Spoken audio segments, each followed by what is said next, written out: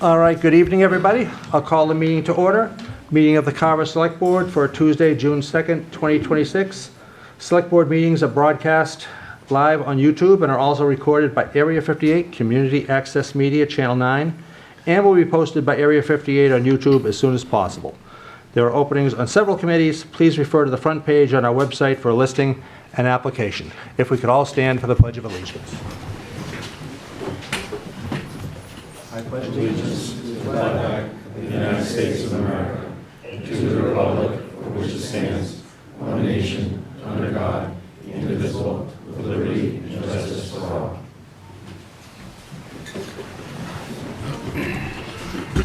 Mr. Elliman, if you could read our community prayer. Sure. Almighty God, humbly we pray your blessing as we concern our life with the opportunity to serve our community. Enhance us with your spirit of dignity and selflessness. May we become instruments of support and understanding as we seek to bring an environment of trust and purpose among all who provide the many services that make us all that we can become. Help us achieve the goals of our commitment in this office that is now our responsibility.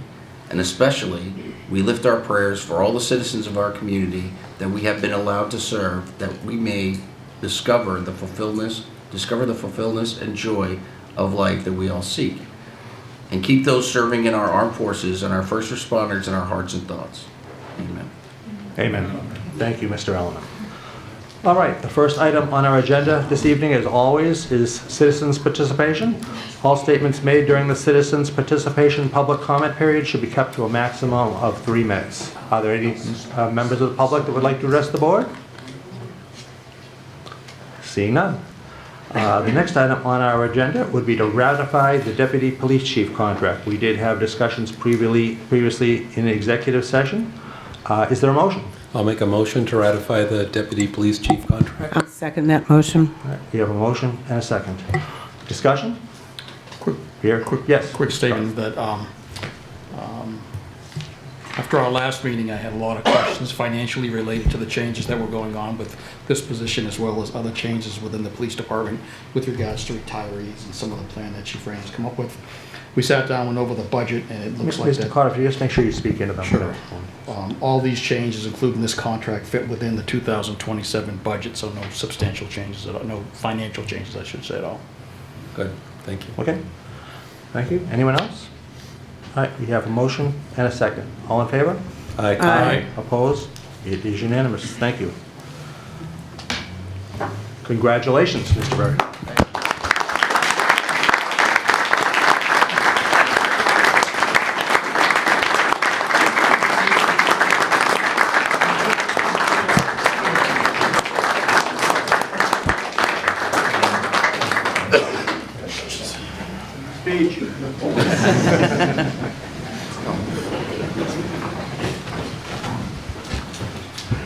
Mr. Berrio, Deputy Chief Berrio, is there anything you'd like to say before we move on to our next agenda? Are you all set? Mr. Barrel's fine. Do you want me to? You could say it now or later. I'll wait. All right. Okay. All right, next, we have the pinning of Chief of Police Matt Rayner. Chief, it's wonderful to have you here tonight, and I know I speak on behalf of the board when I say how pleased we are that the succession on the chief spot has gone so well. We appreciate all you're doing, and all right, we'll move forward. Here we go. My wife Elizabeth and my son Brian and Andrew. Do not stab me. It's okay, the EMS is here. When you get the first time.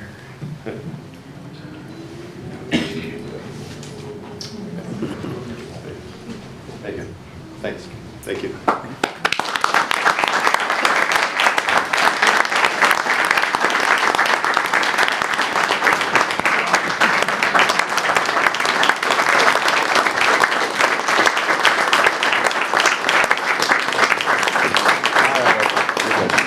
We're good. Thank you. Chief, the floor is yours. Great. I'd like to begin by thanking the members of the Select Board for this ceremony tonight and for giving my family and friends the opportunity to share in this career accomplishment.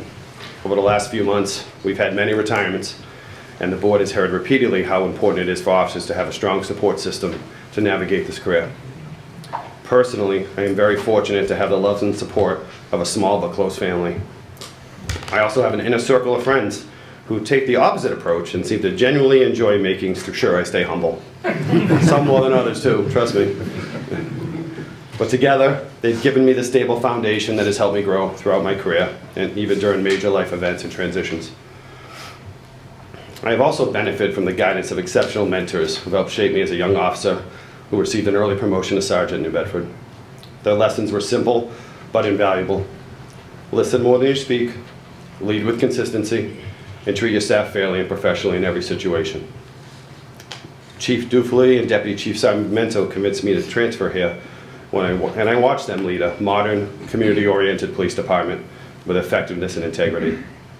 It is now my goal to pay that forward and mentor the next generation of supervisors and officers so they can succeed in their years ahead. And lastly, and most importantly, I want to recognize my wife Elizabeth and my sons Brian and Andrew. Over the last 26 plus years, you have made countless sacrifices so I could perform well in this career. No matter how long the shift or how difficult the case, I always came home to a supportive environment. You always seemed to know when I needed distraction and when I needed to decompress. So we share this together. Thank you.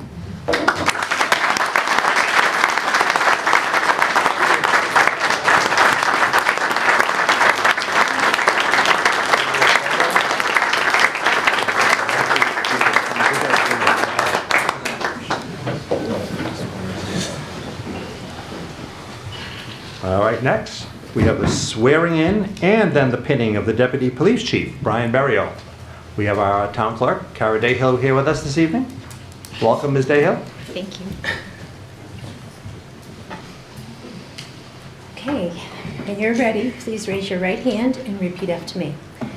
I, please state your name, do solemnly swear Do solemnly swear that I will faithfully that I will faithfully and impartially and impartially discharge and perform discharge and perform all of the duties incumbent upon me all of the duties incumbent on me as Deputy Police Chief as Deputy Police Chief and to the best of my and abilities to the best of my ability and understanding, and understanding, I will bear true faith and allegiance I will bear true faith and allegiance to and will uphold and defend to, will uphold and defend the Constitution of the United States the Constitution of the United States and the Constitution of the Commonwealth of Massachusetts and the Constitution of the Commonwealth of Massachusetts and the bylaws of the Town of Carver, so help me God. and the bylaws of the Town of Carver, so help me God. I, state your name again, please, I, Brian Burial, hereby accept hereby accept the position of Deputy Police Chief the position of Deputy Police Chief in the Police Department of the Town of Carver, in the Police Department of the Town of Carver, so help me God. so help me God. Congratulations.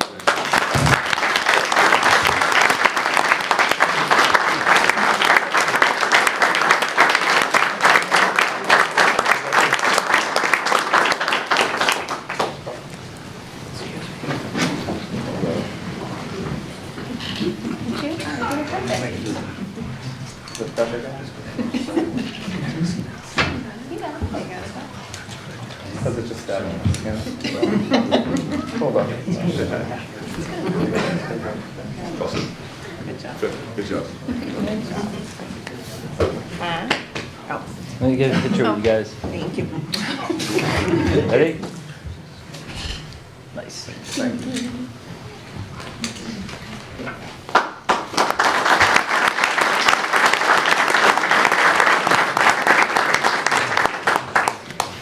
Is this where I stutter? Good evening, members of the Select Board, town officials, colleagues, friends, and family. I'm truly humbled and honored to stand before you today and accept this position of Deputy Chief. I would like to sincerely thank Chief Rayner, the Select Board, and member of my fellow officers placing their trust and confidence in me to serve in this role. This appointment is both a privilege and a responsibility that I do not take lightly. I am grateful for the opportunities I've been given throughout my career. I am committed to continue in service to serve our department and this community with integrity, professionalism, and dedication. It is my full intention to follow in the footsteps of the prior administration. I would also like to express my deepest gratitude to my family, my wife Sasha, my daughters Haley and Olivia, my son Jackson, whose support, patience, and encouragement have made this achievement possible. The demands of this job often require sacrifices not only from those who wear the uniform, but also from the loved ones who stand beside them. Their belief in me has been a constant source of strength throughout my career. As I begin this new chapter as Deputy Chief, I do so with great appreciation for everyone who has helped me along the way and with a renewed commitment to serving our community to the very best of my ability.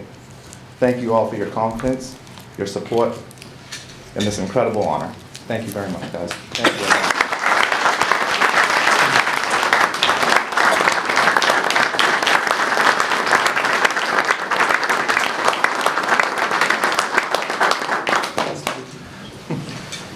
Well, I know I speak for the entire board when I say that the leadership of the Carver Police Department is in great hands. Chief Rayner, Deputy Chief Berrio, we are so happy to have you here, and Carver's just in great hands, so thank you. Why don't we take a quick picture with the Chief and Deputy Chief.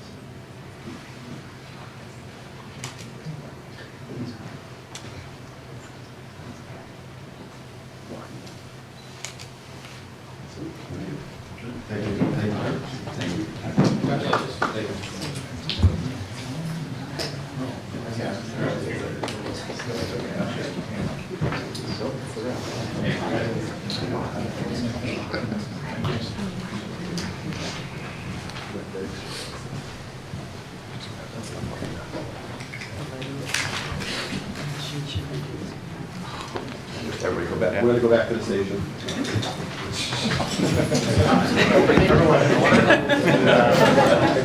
Hand this pizza back to the station.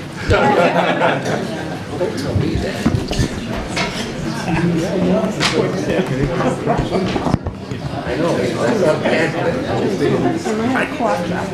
No. I mean, frankly, the water is better for me than eating. I love pizza, don't get me wrong. I guess we don't have to take that out. I guess we don't. The specials, they were all there. They were hearing noise. Lettuce in the last 2 years, and I carry. Yes, if you want, you have 2 minutes to the hearing. Do what? We have to do the special police officer. There goes every Appointments. Can I read the prayer now? It would take a lot less pressure off me to read it. You can read it now, yeah. What do you think of doing that? Well, a lot of the special police officers were here, and I said, do you want to go ahead and do that appointment now? So he may do that. And we still had a minute. We still had a minute before the hearing, because we can't start the hearing until 6:15. So I think he was asking if they want to do that. Were they gonna come back? No. So the chief Well, I don't sends us a know. list? Or at least the chief. But we can do it. I don't Do think they need to be here, or do we just? They don't have to. They don't need to be. Yeah. A lot of them were here. John was here, Charlie was here, so there were several of them here. But thank God. But we can do the hearing in 3 seconds. Want me to call? Just wait a second. Let's just hold on for 1 minute. Matt, Chief Rayner may be coming back just to take care of the special police officers while he's here. Why don't we take a quick 2-minute recess, okay? Okay.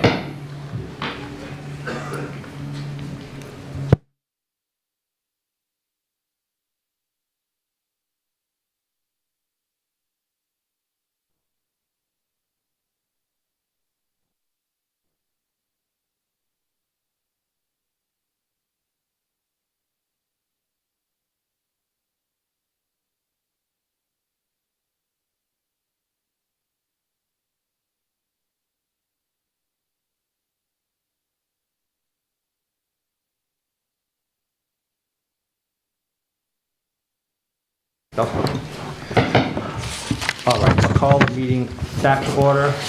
And One of the items we have later on tonight is appointments of some special police officers. While we have the chief here, I think it might be a good idea to just take this item out of order if the board has no objections. So I would entertain a motion to appoint for a one-year term, all for a one-year term, effective July 1st, 2026 to June 30th, 2027, Peter Allegrini, Charles Amanetti, Mark Blowen, Daniel Basari, Patrick Charette, Mark Dufely, Thomas Flood, Mark Gabriel, David Kaiser, Linda McGuire, Nuno Medeiros, Michael O'Donnell, Scott Peterson, Robert Pike, Joseph Ritz, Dennis Rizzuto, Cheryl Rizzuto, Scott Sampson, Sherry Sarmento, Al Silva, Patrick Sterling, and John Walczek as special police officers. I'll make a motion to appoint those officers as special police officers for a one-year term. I'll second that motion. We have a motion and a second. Discussion? Anything, Chief? No, all these officers worked quite frequently during our road work we've had this year. They've been very valuable to the department. I appreciate us putting them on again. In the future, should the road work go down and I don't need as many, I'll make adjustments to the size. But where I don't have an end date to this project right now, and there's some other companies coming in, I think it's wise that we keep a full staff so that we can man these. Okay. Anything else? I was going to say one thing, Mr. Chairman. I believe it is the Eversource project right now, replacing the poles, that is really putting this many special police officers in need. There are many details right now going on as I drive around town. There are multiple details. It seems like every single day. There is. So there's a large list here of special police officers, but I think the chief said he'd be narrowing that down in the future as this project does wrap up. But that is sometime in the future. Correct. Well, I think the great thing that's, I believe Chief Rayner and Chief Dufely before him all brought up to the board was the nice thing about having the special police officers here working under their control is we have people doing things the Carver way rather than having people coming from out of town that we don't know how they do their job. And Correct. Much better, I think, to have control. They go through our training program, they understand our rules and policies, and they're all under our control. So. Okay.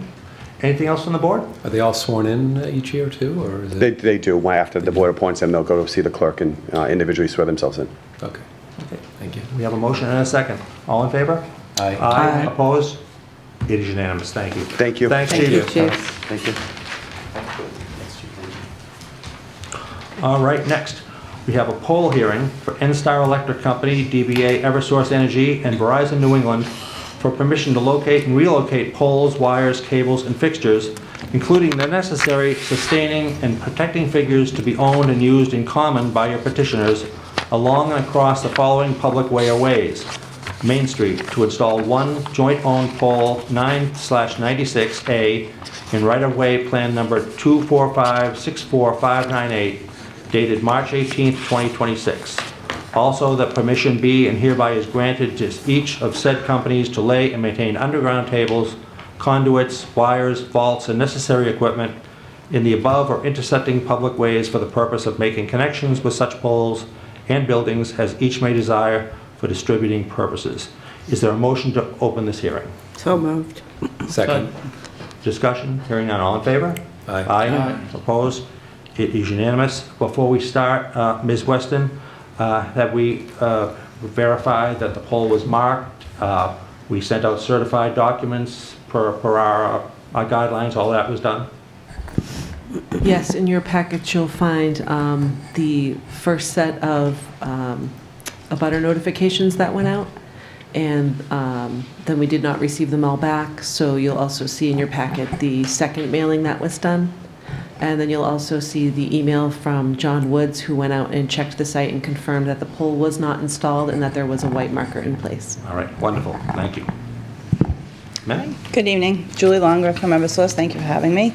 As stated, we would like to install one joint-owned pole in the right-of-way on Main Street, and the purpose of this installation would be to provide underground service for the customer at 62 Main Street. Okay. Are there any members of the public that would like to speak on this tonight? Anyone? All right, seeing none. Any questions from members of the board? It looks like the process worked. Congratulations. Thank you. Am I correct in saying, let's go, it was just 4 butters? Yeah, it was a small list, and it was confirmed with certified. Great, thank you. Okay, anything else?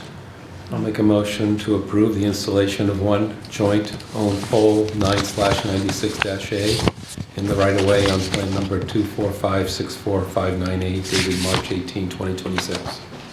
All right, we have a motion. Do we have a second? Second. Motion and a second. Discussion? Seeing none. All in favor? Aye. Opposed? It is unanimous. Thank you. Is there a motion to close the public hearing? So moved. Second. Discussion? All in favor? Aye. Opposed? It is unanimous. Thank you. Have a good Thank you for coming in night. this evening. We appreciate it. Thank you, board. Thank you. Thank you. All right. Next, this evening, as we discussed at a previous meeting, our various select board policies. We discussed the agenda policy. Mr. Cotter had one suggestion that we change the 5-day notice to 7 days. I don't know if anyone has any feelings or has any other thoughts on this. I think it's a good idea. All right. I concur. I think it's a good idea. Gives the public more time. No more time. Yep. Yeah. Yep. All right. So is that, would you like to make that motion, Mr. Cotter? Sure, I'll make the motion to change the 5-day notification to 7 days. Second. All right. Motion and a second. All in favor? Aye. Opposed? That is unanimous. The social media code of conduct. Thoughts on that? Did we skip Sorry, one? Mr. Chairman, the select board Yeah. guidelines for conduct. Yes, I'm sorry. I Sorry. we did skip one. Thank you. Yeah. And again, Mr. Chairman, I don't know if the board has had a full time to review this. I believe it did come in a little bit late, but there have been substantial revisions here by town council, so I don't know if, again, the board. Has the board had time to review these? Is this for the select board guidelines for conduct? Yes. Correct, this is a select board guidelines for conduct. And, you know, I might even recommend having, there's so many changes on here, maybe having a red line version and then a clean copy. I think that's a good idea. I think so too. I think that's a good idea. It'll give the board a chance to ask any questions they may have. All right, so why don't we put that one off until our next meeting? The Code of Civil Conduct. Is this the social? Social media code of conduct, I'm sorry, I'm moving too fast here. And Mr. Chairman, again, town council did recommend this code be withdrawn. Withdrawn that. It is fairly old. He did mention if the board is interested in a social media code of conduct, that should be turned over to Labor Council. Really? Okay. The laws have changed so much with these, it's hard to keep up with that. Now, it might be a good idea then to withdraw this and then ask Labor Council at a subsequent meeting to propose some type of updated language. Do you want a motion to withdraw? Yes, I would say a Okay, motion so I'll to- make a motion that we withdraw the current select board suggested social media code of conduct in lieu of creating a new version. Second. All right, motion and a second. Yes, Mr. Question. Not regardless of items on the code of conduct, but let's just say we send it over to Labor and we create one, and we have one, we're all happy with it, and I violate it. What happens to me? I I'm don't gonna know. fire you. Quite Just curious what the recourses are. I'm not sure there is a lot of recourse, quite frankly. I'm not really sure there is a lot of recourse. That was one of the brief Right. discussions I did have with town council about one of the problems of it. But I think it's a general guidelines for the board to follow, you know, if you will, just. More of a voluntary agreement, I correct. think, among professionals. I Isn't think it that's for what it is. employees as well? This would be for town-wide, yes. Okay. Yeah, I think it's really more of a voluntary agreement among folks. Okay, next is the Code of Civil Conduct. Did council have any thoughts on that, Mr. Cannon? So, do we have a vote? Yeah, I don't, withdraw it? I thought we We took did a a vote. motion and a second. Motion and a We second. didn't vote. All in favor? Which Aye. is for, wait a minute. To withdraw. Withdraw for now? Civil Yeah, conduct. withdraw that. Yeah, all in favor, aye. Aye. Aye. Okay, opposed.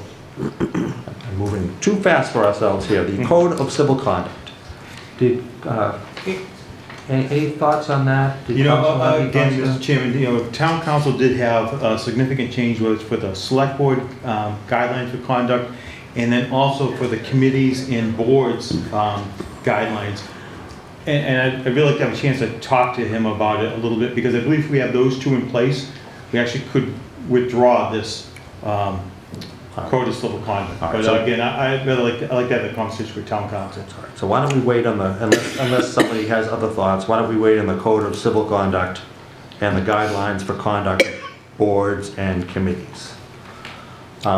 Meeting room policy, I think we're all pretty much in general agreement at the last meeting. I don't think there was any issues there. And that brings us to access to the personnel records policy, and I don't think we're gonna find agreement there. Yes, we're not. Because I completely disagree with the select board having anything to do with the employee records. I don't think that's part of our job. Our job is to set policy, not to scrutinize employees and tell them what to do. I think that's the job of the town administrator. Well, so just to be clear, I think the access to personnel records policy doesn't mean we're telling employees what to do. I think it means. Well, you have no, like- I don't think we have any business accessing it, period. If you're not telling them what to do, then why are you trying to access it? I mean, what's the point? There is no point. What, so we can punish them for something? Or, I mean, well, what's the point then? Why is it, do we want access to it? Personally, I don't think we're important enough to have access to the employees, to the personnel records. That's a private thing between the employee and his or her employer, who is the town administrator. That's my 2 cents. Mr. Cannon, this policy is in place now, so I don't believe there's a motion that needs to be made unless someone chooses to change the policy. Correct. It is an existing policy. And I've always been against it, so I move that we get rid of it. Okay, we have a motion. Is there a second? Okay, the motion fails to last. Okay, so may we have a little discussion? So no one's told me why we need this policy. Why do we need access to the employees' records? Well, I think I've said it multiple times, that we've had instances where we were misled by previous town administrators on the performance of an employee that had a fiduciary responsibility to keep the financial record straight and did not. So Okay. when we brought that up, we were told that there was a file with all the appropriate documentation behind it, and there wasn't. Okay, so, and I remember that now, thank you, Mr. Carter. But my response, I remember, was, well, if we have a town administrator who won't tell us things that we want to know, then he or she needs to go. And we let that one go. I 100% agree, but how would we know that he or she is not telling us what we need to know if we can't ask questions and look at files? But again, my question still stands, why do you need to know? That it's not our job to tell employees what to do, to see if they're working well, doing their job properly. That's the job of the town administrator. So why would we even need to know that? That's where it's a conundrum to me that no one seems to be able to answer. Got a point?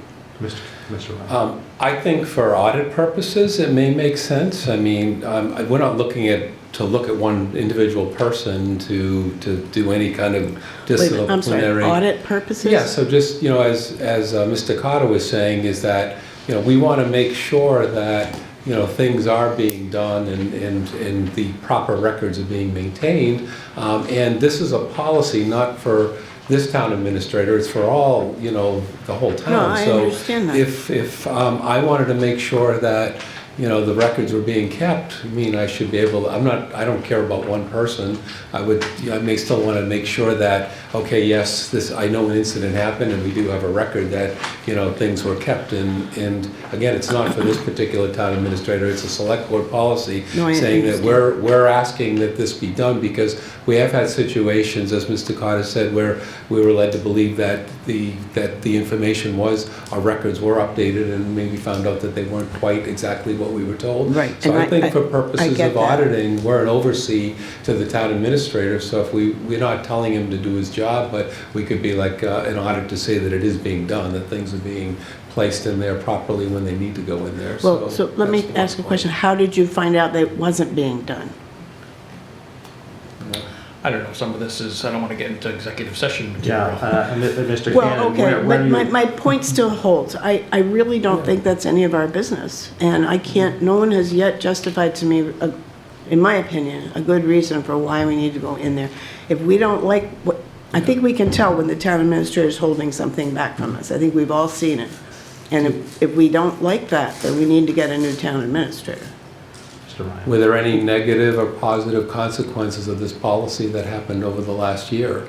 I think that's not the point. The point is, this is their private paperwork. I think we just have a fundamental disagreement here. Okay. That's all. I think we have a fundamental, I'm sorry, Mr. Allen, are you waiting to? No, I was just gonna say, I think you do need kind of the oversight. You can't just have the town manager or town administrator just be the end all to everything that happens. I But mean, that's part his of job. That's part of the job that- description. I would disagree that the fact that you should have Well, one you person. can disagree all you want, Mr. Ullman, I but do. it's in his contract. I That's a understand job that. description. I understand that, but I think that it's part of our responsibility too, to make sure that it sounds like cases before that when you're being misled, you need to have the ability to go look at it, and on top of that, when you start talking about dismissing somebody for not doing something, you would need that as backup that goes along with it. I understand That's that, cause, but it's really what you're looking for is cause. that's correct. Mhm. But that's the town administrator's job. Our job, if you read what our job is in the town code, our job is setting policy. It is not scrutinizing personnel records. This says I access to disagree. That's all I personnel can say. records. I understand, I disagree, so. I think we just have a fundamental disagreement here. And there was a motion, there was no second. So I think we're going to move along to the next agenda item, which is applications for appointments. We have a number of appointments here. We've already done the special police officers. I'll go through them one commission at a time. We have the agricultural appointments. Before you do Yes. that, could I ask, did we miss one of them on the previous one, or is that, so Which after one? the access to personal records policy? Guidelines there's for guidelines Boards and for committees. board I think the Did we town cover that administrator already? mentioned that council is coming back with some Also? changes to that. Oh, thank Correct, you, that's what sir. I'd ask the board to hold. Yeah. All right, thank you. So the Agricultural Commission, we have two openings for three-year term. Michael Paddock for a term of July 1st, 2026 to June 30th, 2029, and Richard Ward for a term of July 1st, 2026 to June 30th, 2029. I move we appoint Michael Paddock and Richard Ward for the term of July 1st, 2026 to June 30th, 2029, Second. to the Agricultural Commission. We have a motion and a second. Discussion? Hearing none. All in favor? Aye. Opposed? It is unanimous. The Carver Cultural Council, there are 15 openings for a two-year term. We have Richard Bunbury for a term of July, actually, all these terms are July 1st, 2026.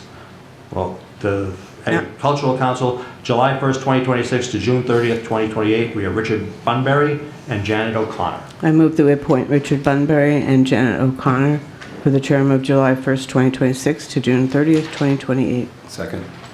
Motion and a second. Discussion? All in favor? Aye. Opposed? It is unanimous. Thank you. The Conservation Commission, Ms. Weston, did you inform me that we had a couple of late applications for the Conservation Commission? Yes, we had two additional applicants after the deadline for the agenda. So there are now 3 applicants Okay, for so 2 positions. Why don't we wait for a future meeting? We'll invite all the applicants to our meeting.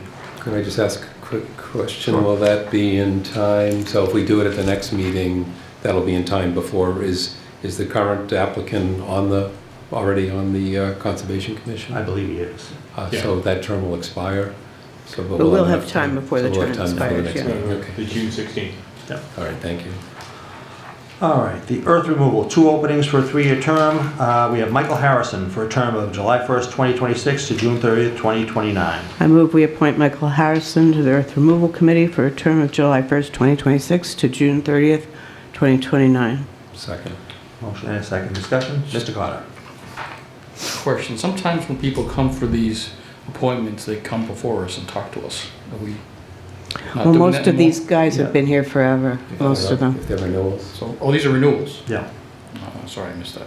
And this spot for Michael Harrison, I don't know, is this one of those categories that isn't, you know, like a category like a cranberry grower or truck driver or something like that? There are the different categories. I believe this is one of the select board appointments. Yeah, I think this Select board is, appointment? this is none of the above, yeah. All right, we have a motion and a second. All in favor? Aye. Aye. Opposed? It is unanimous. Fence viewer, we have 2 openings. We have 1 new applicant, Judy Richards, for a term through June 30th, 2026, and July two terms for through June 30th, 2026, and July 1st, 2026 to June 30th, 2027.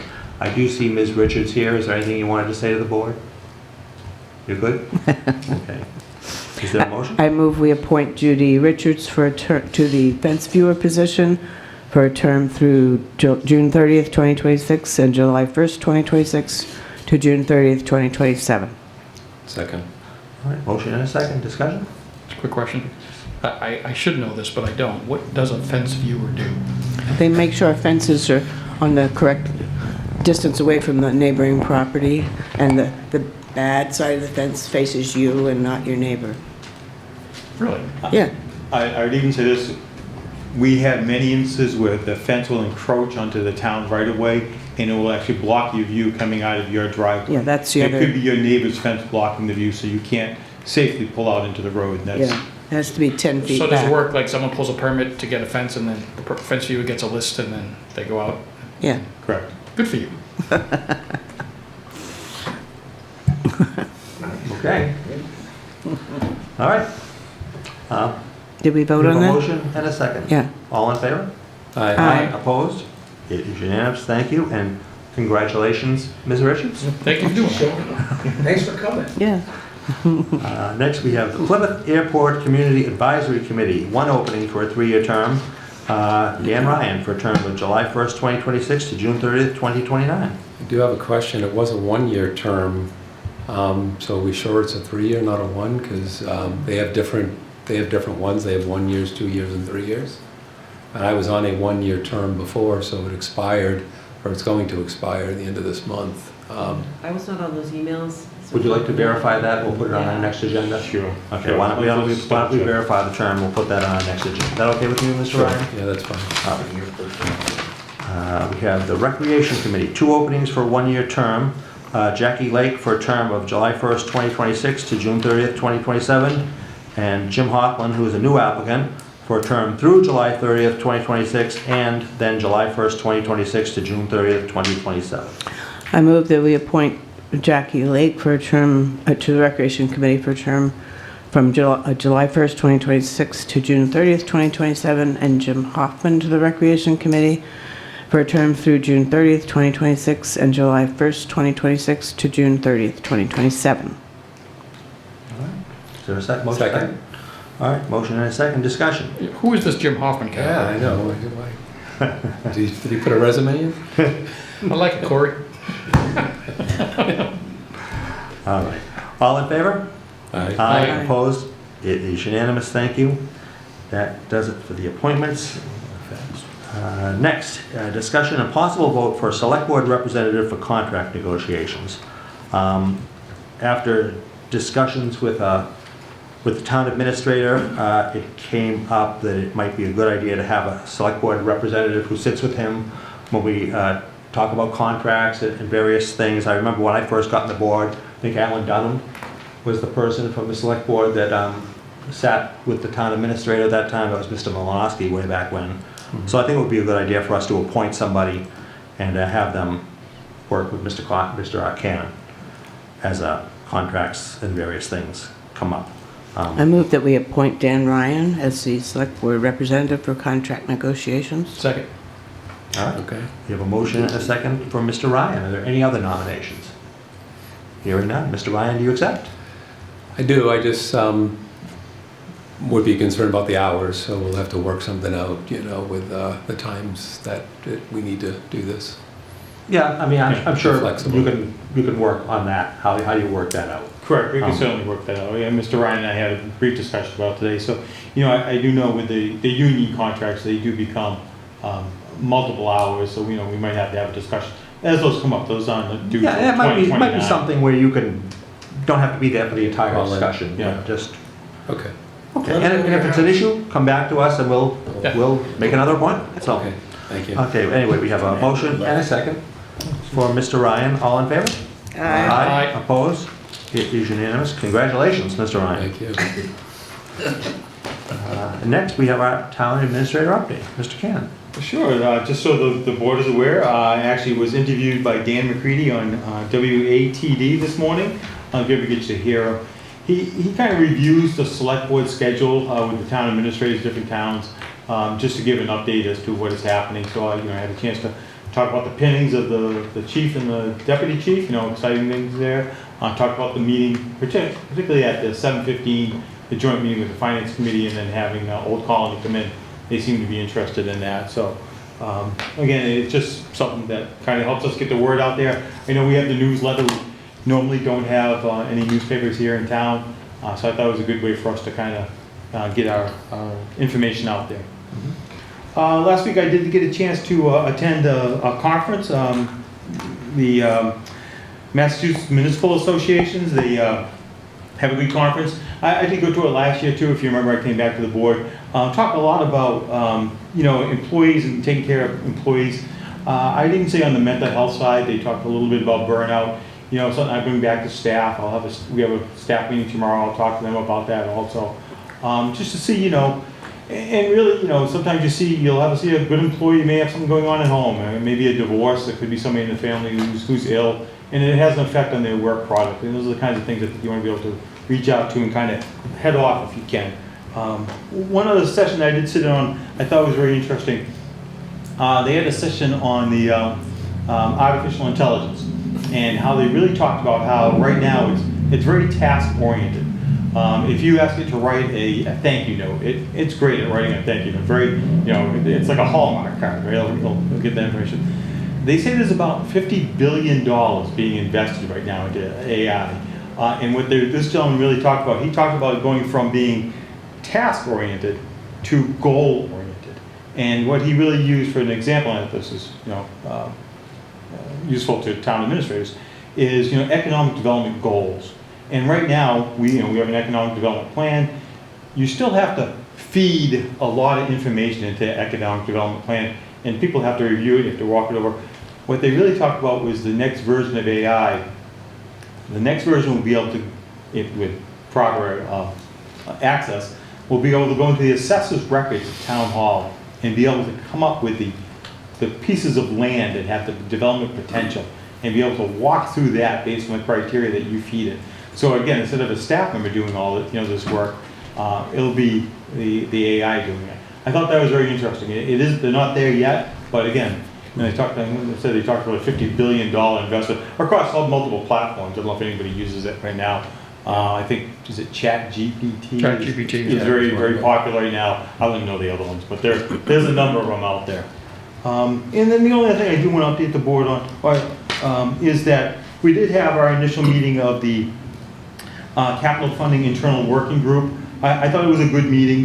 We did come up with a charge for the committee, really trying to come up with funding for capital that is above the line, as Mr. Carver likes to talk about, that money is really dedicated to capital. One thing we did do is we talked about the focus on true capital. There's this spreadsheet that I know has been talked about a lot. In this spreadsheet, there's a line item in here for capital, and then also debt payments.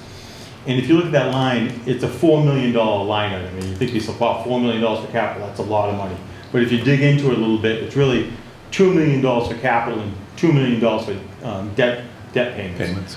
So again, this committee I think is really going to focus on just the true capital, getting to that kind of that $2 million number, at least in the beginning.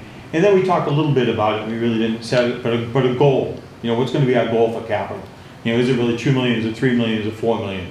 And again, we want to do an analysis of like the past 10 years of requests to see where they come in and what kind of numbers we've been hitting. So those are the things we kind of discussed. And I think we actually said that. We did set a couple more dates in the summertime. I know it got very difficult to make set up meetings in the summer. Some of the select board members are going on vacation, believe it or not. But anyways, we'll work through that, and we'll come back to the board with recommendations on that. And even to do that, they talk about making recommendations to the financial policy committee, and then, of course the select board does vote the financial policies when that's all done. But I think that's a good place, a good avenue for them to go, work towards the recommendations of the financial policies, go back to the financial policy committee, and then come to the select board. So it seems like a logical path. Yeah, I'm glad to hear that's moving, because I do think we need to update how we fund our capital. We're a little short, I think, the last couple of years, and we really need to get back to a more consistent amount there. So Yeah. I'm glad that's moving forward. And that's all I have tonight. Okay. Okay. Let's see, topics not reasonably anticipated by the chair 48 hours in advance of the meeting. There are none. We have the approval of the minutes of May 5th, 2026. Motion to approve? Second. Motion and a second. Discussion. Hearing none. All in favor? Aye. Aye. Opposed? It is unanimous. Thank you. We have the minutes of May 19th, 2026. Motion to approve? Second. Discussion. Hearing none. All in favor? Aye. Opposed? It is unanimous. We have approval of the executive session minutes of May 5th, 2026, not for release. Motion to approve? Second. Motion and a second. Discussion. Hearing none. All in favor? And finally, we have approval of the executive session minutes of May 19th, 2026, not for release. Motion to approve? Second. Discussion. Hearing none. All in favor? Aye. Aye. Aye. Okay. Select Board announcements. Mr. Allen. Ms. Jones. Thank you. Yes, I wanted to remind people to remember Shane Gives Thanks Food Pantry. It's for anyone in need, and particularly veterans. Their hours are more likely to be found on Facebook, I believe. Thank you. Thank you. Mr. Carver. Sure. I just wanted to thank all the Memorial Day Parade unfortunately had to get canceled, but because of the weather, but our town employees were able to pull off a small parade to the cemetery, and I just want to congratulate them, and it was great to be a part of it. Thank you. Mr. Ryan. Relative to the Airport Advisory Committee, it does meet on the fourth Thursday of the month. So originally it was kind of founded, I think, due to the runway extension that was being looked at, but that's now been tabled, so that's indefinitely postponed. Instead, what they're doing is renovating one of the runways. But the other part has been a lot of the noise, so a lot of people that live like South Meadow Village and the areas around the airport. So part of the progress that's been made is that the Alpha One Flight School is primarily the one that runs all the time there, and they did talk about how that their business is limited because of the you can only fly so much with the weather and things like that. But what they did offer, and this is probably important to people, some of the complaints were like, I'm trying to have a backyard party, it's a holiday, and the planes are flying overall and I can't even talk when I'm out in my yard. So that has been some of the noise complaints. So what was offered by Alpha One is they're going to post, and you probably want to look at the website of the at the airport, they're going to post holidays where they don't fly now. So they're going to say, like on July 4th, we won't do lessons, so that'll be a quiet day. Memorial Day, I think they already did that, although the weather was not the best. So I guess for residents of Carver, if you stay tuned to the website, you'll be able to see that Alpha One's going to post the holidays where they're not going to fly in those days and do lessons or limit it, and that way it'll be kind of their help towards mitigating some of the noise complaints. Is that the Airport Commission website? Yes, so if you go to the Airport Commission, they did provide a plan to the commissioners. I think it was accepted, and they're going to honor looking at holiday days where they don't, where they either limit or don't do the lessons, so that if people can plan around having a backyard party on a holiday weekend. Great. It'd be great if they could send an email maybe out to the parks, maybe South Meadow Village and things surrounding, just to make them aware of that. That would be. All right, thank you. I'll let them know to post to the major areas like that. Yeah, would be good. That'd be great. All right, and just for myself, I just want to remind everybody that the townwide yard sale is coming up on June 27th, 2026. If you're interested in getting on the listing, you can go to the town hall website. Right in the front page there's a tab. Just send an email to Shelby, and she'll be glad to put you on the list. Our next meeting will be June 16th, 2026, and we will be back in a short time with a joint meeting with the Finance Committee. Is there a motion to adjourn and reconvene later on this evening with the Finance Committee? So moved. Second. All right.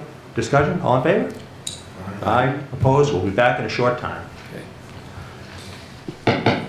All right, good evening, everyone. I'll call the meeting back to order. We're back for a joint meeting with the Finance Committee. Mr. Mahar, would you like to call your meeting to order? Okay, we'll call the meeting to order at about 7:10, joint meeting between the Finance Committee and the Select Board. All right. And the first item on our agenda is an update from the Old Colony Regional Vocational Technical High School building update. We have Superintendent Polanski here. Welcome back. Thank you. Great. Thanks for coming in. If you'd like to introduce anyone else you have with you. Sure. Thank you for the opportunity to be here with you this evening. We really appreciate it. I'm joined by Maureen Townsend, Shirley Burke, and Nancy Souza from our Old Colony School Committee, and Chad Crittenden, part of our OPM team, and PMA Consultants. All right. Welcome. Thank you. So we were asked to come in and give folks a little bit of an update relative to our revote situation. And so we've put together a presentation for everyone, and I will begin. Before I begin, I also wanted to recognize just a few people who served on our building committee, and that is Chair Townsend and Beth Selger, and I want to thank them for their contributions, so that's appreciated. Addressing the initial vote, the November vote introduced questions about affordability. These questions deserve a response that allows for a better understanding of the alternatives. Clarifying the financial reality, we felt as a group that perhaps from the start of the last cycle, we didn't do as good a job as we could have in expressing that there was really no zero cost option. And so what we wanted to clarify was that every option will significantly impact taxpayers.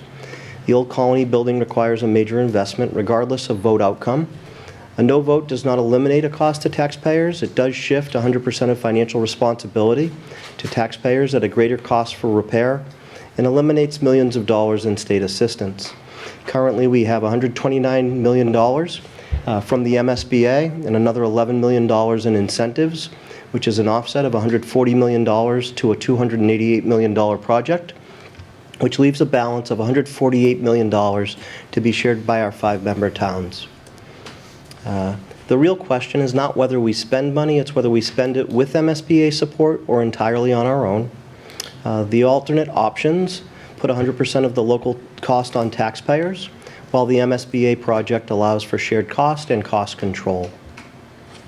The biggest myth is that repairs are cheaper. Repairs cost more over time and deliver less value. There's no MSBA reimbursement for repairs. There's a need for repeated borrowing and approval from our member towns, and construction cost escalation. We have a tax calculator available online. For folks who are interested, they can actually log on to www.oldcolonybuildingproject.com. They can input their town and the value of their property, and they'll see an annual cost. We've broken this out for several of our communities. And so if I move through the different communities and I come to Carver, the cost for the town of Carver for a new building project would be $27 million. We actually broke out 3 different levels of home values, and people said, well, why properties at $250,000? There are people who have properties that are in that range, and we have to be sensitive to all members of our community. We also did not go beyond the $600,000.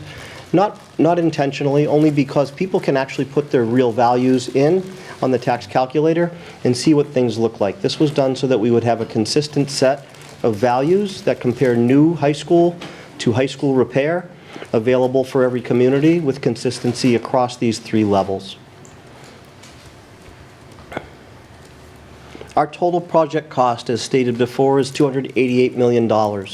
We are required to have this listed on the ballot as the project cost. This is not the cost to the member towns, it's the total project cost, for clarification. State grant funding and incentives are in the amount of $140 million, and the new project estimated costs per town are Acushnet at $52 million. They have the highest enrollment at Old Colony, and capital costs are based on enrollment. Carver is at $26.6 million, Lakeville at $37.3 million, Mattapoisett at $10.6 million, and Rochester at $22 million. The cost of a new school to members is shared, and that's the $148 million that will be shared. The estimated cost of repairs to members, which we'll touch on in just a little bit, is $157 million. So you can see with this math, it makes a lot of sense for us to make sure that this information is shared so that people can make an informed decision when they get to the polls. Again, there was a lot of confusion when people saw a number of $288 million. Many people thought that that was the responsibility of their sole community. That is not the case. We want to reiterate that. Walking away is financially risky. Withdrawing or restarting the MSBA process presents the following risks. There's no guarantee of MSBA reentry. We did not get accepted into the pipeline when we first submitted our proposal. It took us a couple years in support from other people to help move this into the pipeline. Once we were approved, that meant that our feasibility costs for this study were covered and reimbursed. In the future, if we were to go back to feasibility, those costs are not reimbursed. We also have to think about construction cost escalation. For those who remember, PMA Consultants did work with Carver years ago, and when you think of the cost of a building back then compared to the cost of a building now, it's a considerable show of escalation. That show of escalation will continue, and our concern is that if we come back in 5 years, people will say, well, why didn't you just do this last time? We don't want to kick the can down the road, to use an expression from another meeting I was at. We want to make sure that we're doing the right thing at the right time, at the most affordable value. There's costly capital needs that need to be addressed immediately, and our thought is that a new school allows for a very worthwhile investment with the biggest return on investment. If we were to move to repair, there are a lot of uncertainties. As you know, if we were to uncover asbestos, there's a whole nother layer that we would certainly encounter. Those types of things are considerations that people need to keep in mind as we move forward with a decision. What a revote means. A revote is not ignoring the previous outcome, and we want to reiterate that. This is not being put on the taxpayer. We take complete ownership for the messaging and what was shared from the onset. And again, when I reflected and sat in my office and thought about what are my next steps following the failed vote, I was filled with trepidation. I said to Chair Souza, I can't move forward in good faith and look at a repair without trying this one more time and making sure that the messaging is clear. It doesn't feel right.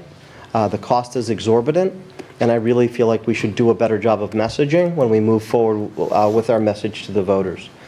The rationale for this is fiscal responsibility. There's less disruption to education with a new construction. There's a clearer long-term solution and planning.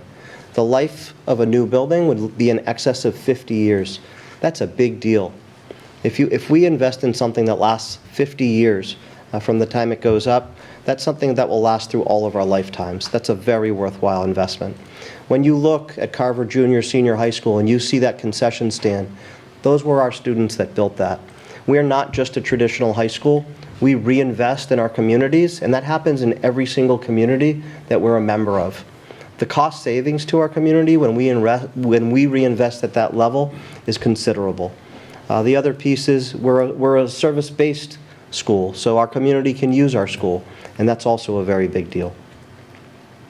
Construction of a new high school minimizes long-term exposure. It maximizes outside funding. People have said, well, have the state pay for it. The state is paying for $140 million of this $288 million project. The remaining $148 million will be shared by 5 member towns.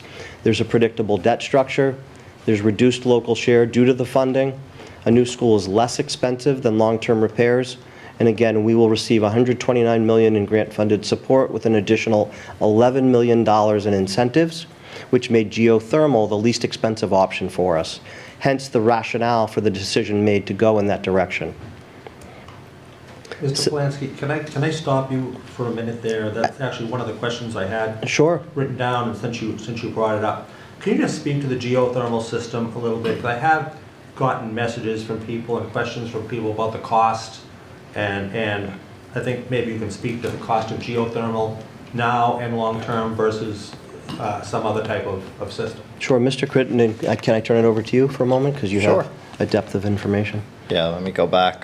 So that decision was not made lightly. That is something that was discussed at multiple school building committee meetings. There was a clear directive to make sure that the natural gas-fired system like they have now was studied. It absolutely was studied. So we ended up taking 5 individual HVAC options into a full study. So we had the engineers do full takeoffs, estimate the upfront costs on the systems, run through the Inflation Reduction Act credits that might be available to each of them, mass save credits that would apply to each. Also looking at annual utility costs for each of those 5 kind of finalist shortlist systems. We looked at more than that, but those are the 5 that really made that kind of final Can you shortlist. say what the 5 were? Yep, so the first one, or not first, but in no particular order, we had ground source with photovoltaic support. That had an upfront cost of $33 million, but it came with $11 million in incentives. And also an MSBA incentive is the MSBA, if you meet DOER specialized opt-in code, will kick in another 3% reimbursement. So that was worth an additional $6.4 million. So total system savings for that ground source was $17.5 million, which brought the system cost after savings down to $16 million. It also had an annual utility cost of roughly a quarter of the other 4 systems that were studied. So annual utility cost, to put that in dollars, $112,000 annually for that system.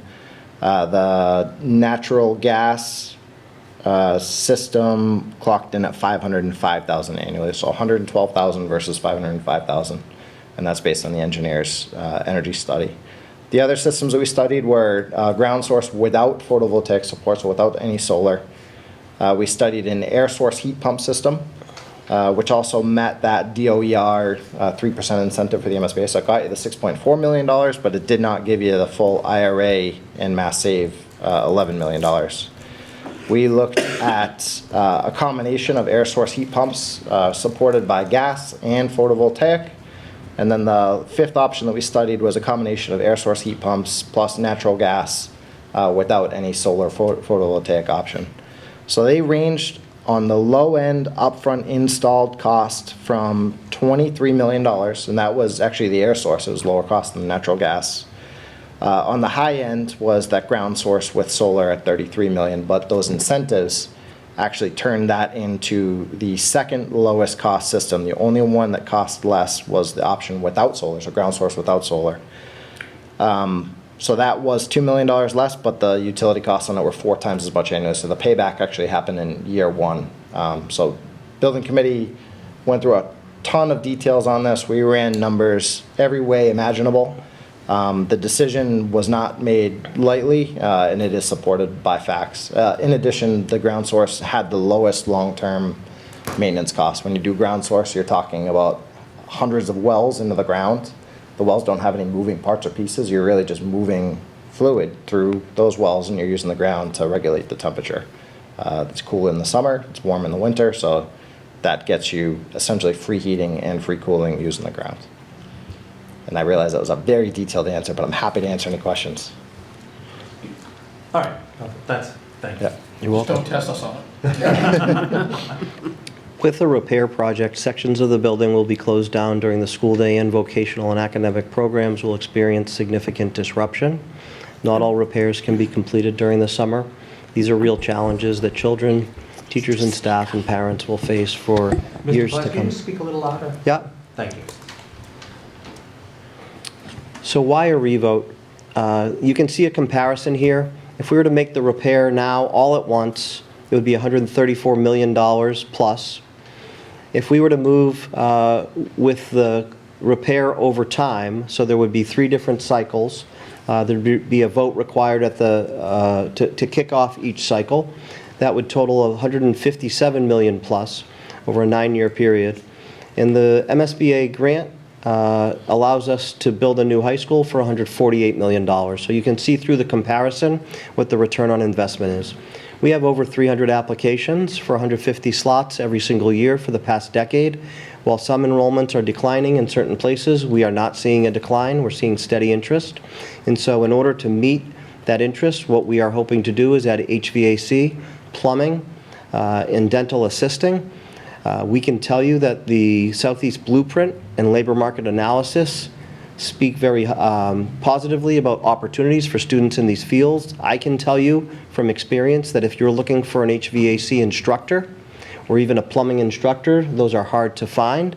If you're looking for a technician or somebody to come and fix your home, from the moment they walk in your door and you find out how much these people are making, I can tell you it's a wonderful investment in our youth, and that if they graduate and within 3 years of graduation are making 6 figures as a plumber or HVAC person, that's a really big deal. Also, I have 6 children, and I've paid for some of them to attend college. So if students are coming out with no loans and making six figures in 3 years, I think we've made the right decision. This is a comparison. It shows the cost to district taxpayers for a yes and a no. We wanted to make this very clean and delineated. This was never offered in the first round, so people never saw a side-by-side comparison. You can see the MSBA contribution. You can see a zero contribution with a no vote. You can see incentives with a yes. You can see zero incentives with the no. Our capacity expands. We can serve more students. I will tell you that members of the building committee sitting in this room were instrumental in making sure that the enrollment growth was not overbearing for any of our sending districts, and so this is manageable. The increase would be at about 50-something students per year, and so that's a very important piece of this. We're easing our way in. We're not doing everything at once. So that transition is a very important piece for us to share. The comparison of operational costs, $14.3 million for a new building versus $13.5 million for a renovation is absolutely worth looking at. The utility costs are significantly lower for new construction. And again, the lack of interruption with a new build is something that's certainly worth considering if renovation is going to take place over nearly a decade. I'll turn it over to Chad to talk about the 3 phases of repair, and go right ahead. So after the November vote, we regrouped. We reached out to town leaders and had sort of district-wide town leader stakeholder meetings to just brainstorm and get some information for the school committee. During the study with the MSBA, we studied over 40 options. So the question really was, what did we miss? What did we not study? The response that we got back was, let's map out a repair overtime scenario staying under the code triggers. What does that look like? And at what point in time do you expect that you're going to hit those code triggers no matter how hard you try to avoid them?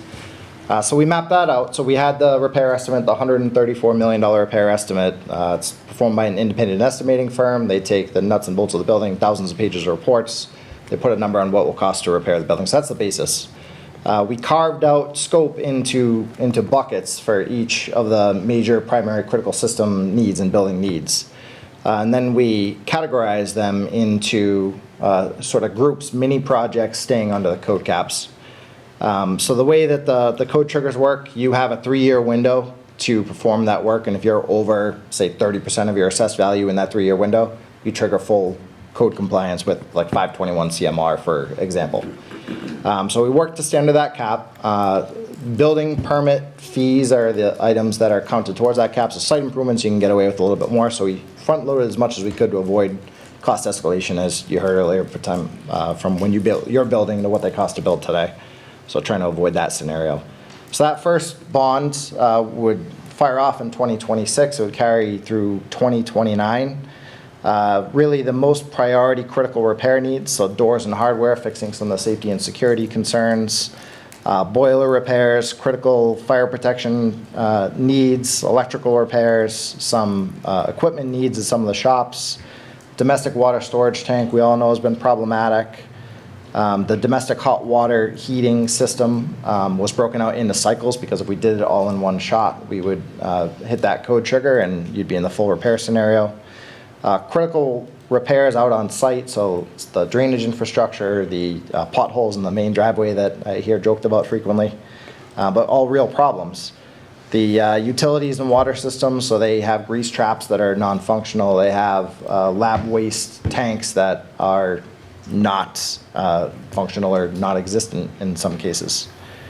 So the next round of repairs would fire off in 2029 and carry through 2032.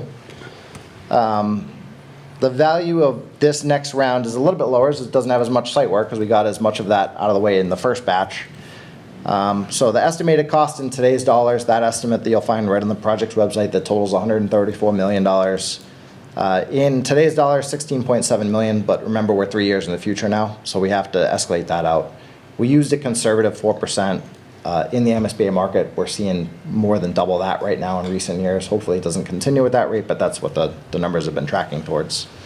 So take that 4% annually compounded, that $16.7 million turns into $18.8 million for this bucket of work.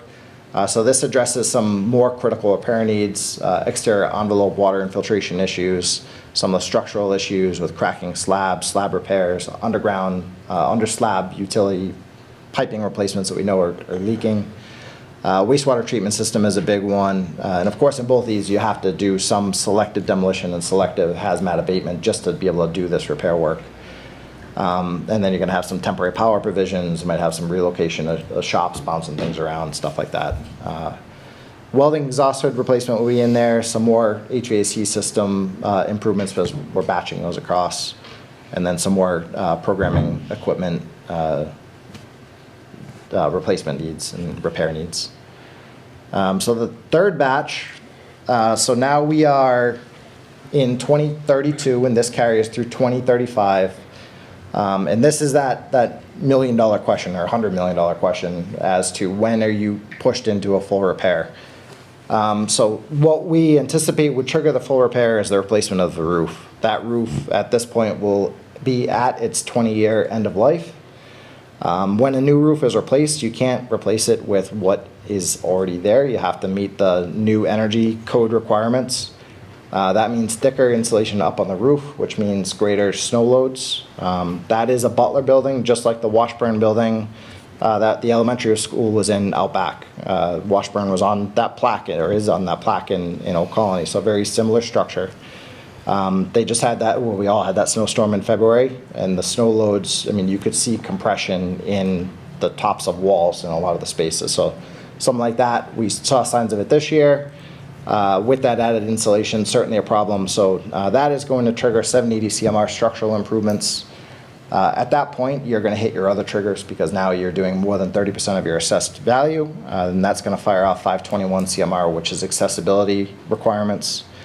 That's a challenging one. It sounds easy, but you're looking at things like push-pulls on doors. So if you have a pinched doorway, you need to widen that doorway because you need wheelchair access to get to the push-pull side of the door. Or wheelchair turning radius in something like a bathroom. So you can't just make a bathroom bigger without taking away space from whatever's next to it. And if that's a classroom, now you lost a classroom, or if it's a mechanical room, you have another problem. So those accessibility upgrades or 780 CMR structural upgrades are also going to trigger 148 CMR, which is the fire safety. So now you need full fire suppression in the building, and it really does a full circle because you're right back at your structural issue where that building can't support structurally can't support fire suppression mains. Those pipes are big. When they're filled with water, they're very heavy, and that dead load cannot be supported by that existing structure. So really full circle. We think the roof is probably the one that throws it into this downward spiral first. But if you trip 148 CMR, you're going to end up there just as easily. Same thing, this is now 2032, so in 2026 dollars, that's worth $78.4 million is the remaining value of the repairs at today's estimate. Fast forward to 2032 at that 4% annually, and you're looking at $99.2 million. When you add up all of those compounded numbers, that gets you to the 157. When we met with our member towns, we went over 5 potential options, and we talked about the pros and cons of each. When you look at this chart, you can see pretty clearly why we went with the revote selection. It's mapped out. We tried to weigh, again, what are the positives, what are the negatives of each situation, what's the return on investment. A revote is the most fiscally responsible option. It preserves $140 million in funding. And again, it's hard to walk away from $140 million of support that we've advocated for diligently. On December 5th, 2019, we met with our member towns. Every single person in the room thought it was a good idea to move forward and explore new construction or the alternatives. At that time, it was really, what is the best choice, but we need to do something. A new high school fixes everything at once instead of paying repeatedly for repairs. I use the analogy of having an old car. Actually, I can use the exact analogy. My daughter has an old Nissan. We brought it to Old Colony. We asked them to look at it, and I was told by Scott Furtado she should not drive that home. The bottom could fall out. Now, if the engine were bad, I wouldn't put a new engine in that car because I'd still have to repair the undercarriage of the car. If it were just the engine, which I've done in a Honda, I'd replace the engine. But we're not talking about just the engine. We're talking about under-slab issues. We're talking about issues in the wall. We're talking about things that people can't see. The maintenance of the building is phenomenal. If you ever walk through, you'd say, this place looks great. And then when you start to see the underworkings of the building or issues that are a result of failed infrastructure that's underneath the slab, you say to yourself, probably doesn't make a whole lot of sense to start jackhammering floors in culinary and building new restaurants in another location just to move the kids temporarily so we can maintain an education, if that makes sense. A new high school locks in costs and avoids future construction inflation, and it delivers the highest long-term return for taxpayers and students. The bottom line is that every alternative shown here costs more locally and delivers less value over time. So we go over the myths versus the facts and what voters deserve to know before reconsidering a vote. The first myth is that voting no saves money. There's no zero-cost option, and that's important for people to realize. Repairs are not cheaper than a new school. Walking away does not avoid debt. Politics are not driving the building project. I assure you, I don't lean either way. I stand straight up. And I have a relationship with every single person. I pride myself on trying to make sure we have good relationships with everybody. And that means treating everyone with respect, making sure that we're welcoming. Doesn't matter what party people are part of. And a revote is not ignoring voters. It's admitting that we could do a better job of messaging. And we own that. That's not because of the voters, but we would ask that voters strongly consider all of what we're sharing now. And again, the facts are that every alternative shifts 100% of the cost to our taxpayers. Repairs do not receive MSBA funding, and we leave $140 million on the table for another community to take. And the truth is, our taxpayers have funded the MSBA through their payment on the sales tax, right? So a penny on the sales tax goes to the MSBA. We should be the beneficiaries of that. And when I say we, I mean the collective. Our 5-member town should benefit from that. Debt does not disappear.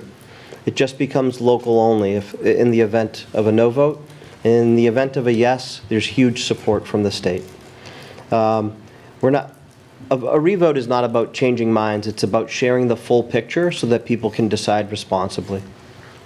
We have an open house scheduled for Saturday, June 6th. Many of you have had the opportunity to walk into the basement of the school, but for people who have not, if they want to see what goes on in the basement, because you would never see that when you're walking through a school like ours, unless you were invited in, we're willing to take you on a little bit of a walk to see some of the areas that are failing. And if folks are interested, the doors will be open on Saturday, June 6th. We also have virtual town halls happening. There are 2 remaining. And that's just an opportunity for people to see this presentation. We also have recorded versions of this so that if people are not able to attend, we can send them recorded versions. But I do want to extend my gratitude to this group. I think the opportunity to speak with you and to share means a lot to us. For you to open your doors the way you have means a lot to us. The partnership we have with Superintendent Neef and the public sending school has been a blessing. We've done a wonderful job of supporting one another, and I think that when it comes to our kids, we have to keep in mind that they're our future, they're our legacy, and whatever we can do to support them means a lot. At a place like Old Colony, it allows us to continue to give back in the most meaningful ways. So thank you for the opportunity, and I think what we'd like to do now is probably open it up to a little bit of Q&A, if we could. Questions from the select board? Start. I need a few minutes. Do you wanna- Oh, okay. Yeah, I have a bunch of questions, but I don't want to take up a lot of time. So if, say it passes, and then you had a calculator for the residents for the tax increase. But I guess 2 questions come out of that is how does Carver now pay for that? Do we get assessed and we have to now pay an assessment on a yearly basis? And then where does that come from? I mean, if Carver can't balance the budget, then, does that mean we have to go for like a debt exclusion or something like that? Or is that automatic when they vote for it? So just a little bit of history too. So at one point, Carver, had to build a new police station, fire station, and school, and that was in the taxpayers knew that all those were on the table, so they kept voting against every project because it was just similar to this. The money was just too much, and at the end of the day, they wanted to know, well, how are we going to afford to do this? And so, fortunately for the town, we found a way to do the police station and the fire station without raising taxes. So that program enabled us to then do the debt exclusion for the school, and then enabled us to move forward. And it was key that we had a lot of meetings with the taxpayers to explain to them, what is it going to cost me, and how are we going to pay for it as a town and things like that. So the dual questions again are, how does Carver pay for this by an assessment each year that we'd have to come up with, and then how do we really pay for it? Do we have to come up with like a debt exclusion to do it? Sure. So I could answer the two-part question. The first is, this is a quarterly contribution that's shown here. A new high school for someone in a $600,000 house would cost quarterly, this is quarterly, $88.50. A repair would cost $93. Mm-hmm. That's the first piece that I'll share. When we had our roof project years ago, that became part of a capital expense that was included in our operating budget. It's a capital line. So that would be included in the operating budget. Now, how it's paid for is up to the town. A town like Mattapoisett, because they have such small enrollment, does not need to have a debt exclusion in place because they can afford to do this without a debt exclusion. The town would need to decide whether or not they feel a debt exclusion is necessary, and if they did vote on a debt exclusion, it stays with the project until the note is paid off, and then it falls off. Unlike Prop 2.5 that stays and never falls off. So, does that answer your question? It does. So you're basically saying unless we have another means of funding to cover this for the taxpayer, then we would have to look at voting on some kind of a debt exclusion. But then you touched upon my second question, which was, say you need to float bonds now for maintenance.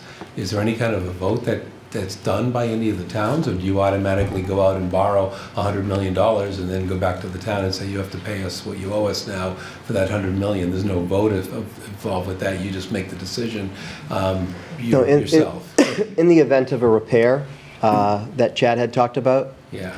This is the other issue that we know we face with a repair, is we're looking at a 2026 vote, a 2029 vote, and a 2032 vote. And that gets old for people, to be quite honest. Right? And so I fear that, let's say the first phase passes, but a second phase doesn't. Where does that leave us? Right? In a stage of non-complete, right? Because this needs to be approved by the voters unless there's an emergency. But this is not considered to the level of emergency that would be required in order to forego a vote. Does that answer your question? It does. So you're saying the $39 million that's up there, if you decide you need to borrow $39 million to do these repairs, it still has to go back to each of the towns for a vote. That is correct. In pass. Correct. And if it doesn't, then yeah, right. You're stuck. That's exactly right. Okay. I think that covered it. Thank you. That answers your question. Anyone else? Ms. Hughes? Thank you, Mr. Chair. So, Mr. Ryan referred to it a little bit, I think, when we tried to build our new elementary school. We had to ask the voters 3 times.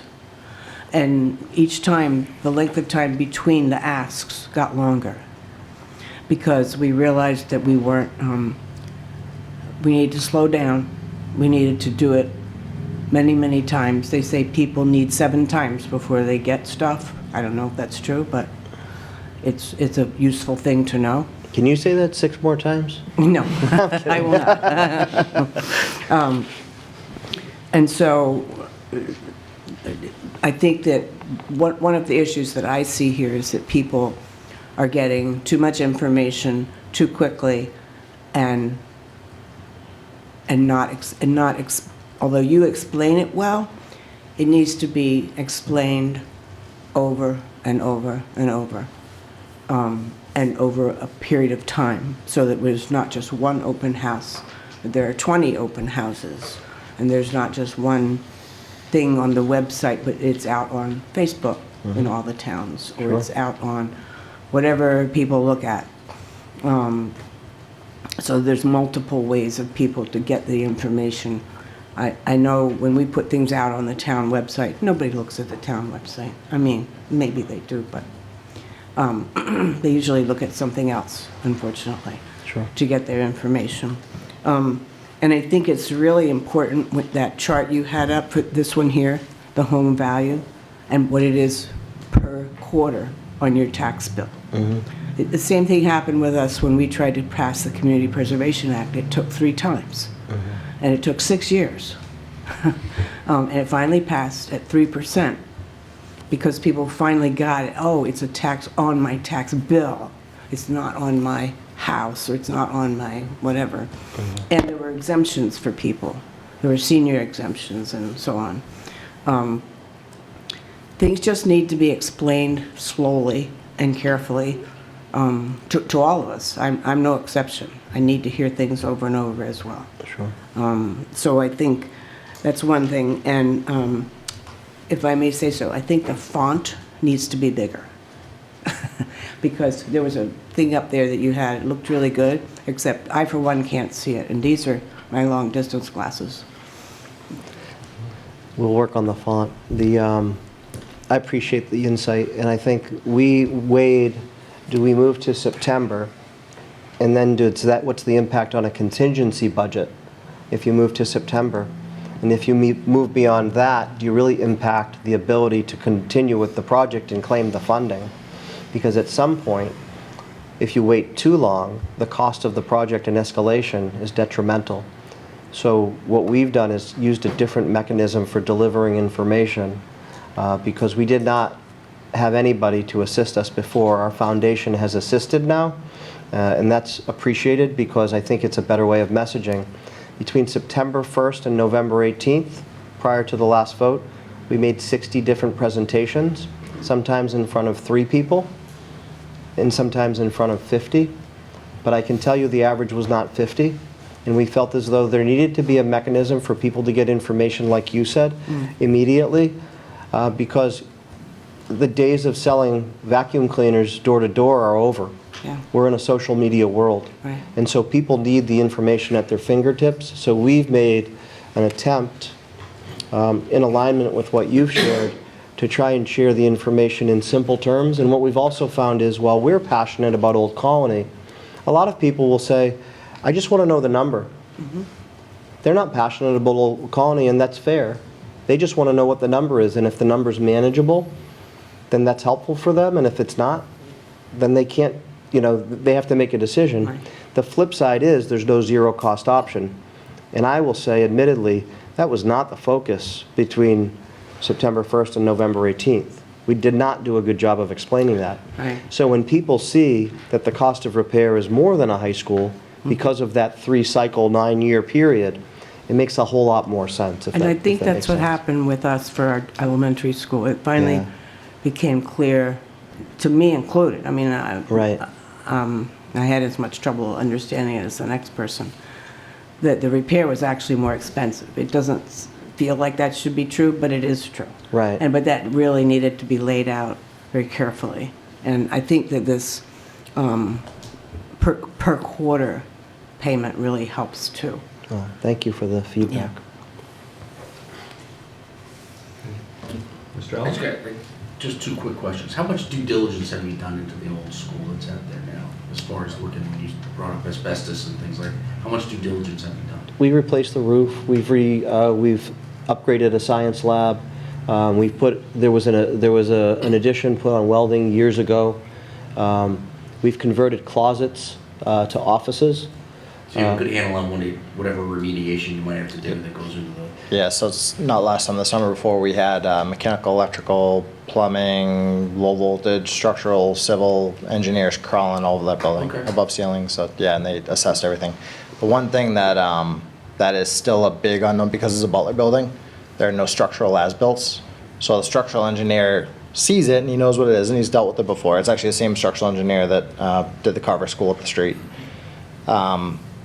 There's no as-built, so unless they go up there and physically take a gauge and measure the thickness of each steel joist and then redesign it from scratch, they don't even know where they would need to reinforce. That's what the process would look like. So they would have thousands of hours. Because it's so old, there's no as-built plan? It was a performance spec, so Yeah. it just, when it was bought out, it said, give us a building that meets the codes, big warehouse space with movable interior walls, and they did that allegedly, but no one has as-built record drawings to say what exactly was done. Yeah, that's one of the challenges with those Butler buildings, for sure. And then just the other one, what kind of contingency are you carrying for both projects? Is it the same? Is there more of a contingency for reusing the old building? Yeah, the repair is increased, so on a new build scenario, the contingency is 6% of the construction costs. When you get into a repair renovation, the ad renos were carried at, it was 9 or 10%, and then a full-blown repair is closer to 12% contingency. So yeah, there are buffers built in there, because we know we're going to run into unknowns in something like a repair scenario. Mr. Scott? Yeah, thank you. This kind of feels like, as Select Board Member Sarah even said, this is deja vu all over again. We went through this. We went and had I guess, a rebuild to a certain extent of the old school. It failed. We were told to go back and change things. We didn't. We went back and asked for the exact same schedule. It failed. We tried telling people they didn't understand what we're asking for, but they understood what we're asking for. We decided to go back a third time. Failed. Because they said, you're not listening to us. We're not saying no because we don't believe in the school. We're saying no because you're not taking our vote seriously.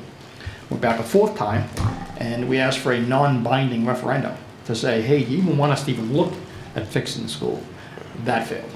So then we had to come back. We had to get out of the MSBA program. We had to come back in, and we had to look at various sites. We looked at the existing site. We looked at the repair and rebuild. We looked at the high school. We looked at 2 other sites. We came back and said, we have a completely different look for you. We're not going to do a repair and rebuild. We're going to do a completely new school. And I think the cost went from, I don't know why I remember these things, from like 42 million to 51 million. I think we got, I'm not sure, it was a 50-something% reimbursement rate, but it was good money. So we got the school built. So my concern is that you really have one good shot to get this out there, and I know you guys did meetings all over the place. I've seen them, and I went to some of them where people didn't show, and that was so unfortunate to get the word out there. My concern is there's not a change to this, because I've got some notes saying that nothing to do with you, it has to do with the MSBA. Yes, the money that goes to the MSBA is our tax money, but we want it back to do our schools. They say you can only do this if you dance for us, which is the electric, everything's electric now in this, right? Because of the state mandates? Isn't there some kind of huge electric component? Not, so they don't require that, but ground source heat pumps are just by their nature, they're electric fired. And the lottery system, are they requiring a lottery system? I guess there's no change in what the MSBA is requiring of us to get our own money back. We're not allowed to change the scope of the project. We did advocate. We had the former chair of the MSBA, Catherine Craven, at the school. She did a tour. We had Kevin Sullivan, who's very involved at the state level, has served on many different state boards as a leader in the Commonwealth, also tied to Diane Sullivan of the MSBA. But our advocacy efforts for change were significant. We were told we are not allowed to change anything. With regard to the lottery, if you watch the October 2024 BESE meeting and the December 2024 BESE meeting, you will hear me speak in opposition to a lottery, very adamantly. I am not a fan of a lottery. I will state it openly. I advocated tooth and nail to oppose the lottery because I do believe that merit and equity can coexist. And I do believe it's healthy to teach our young students to work for something. You deserve what you earn. And I believe that at the core of my heart. However, the state stepped in and they're mandating a lottery across the Commonwealth. There's no choice for vocational schools. And so we were forced into a lottery model.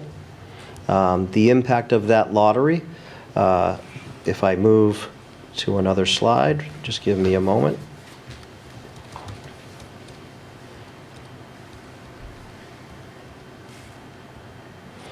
Is here.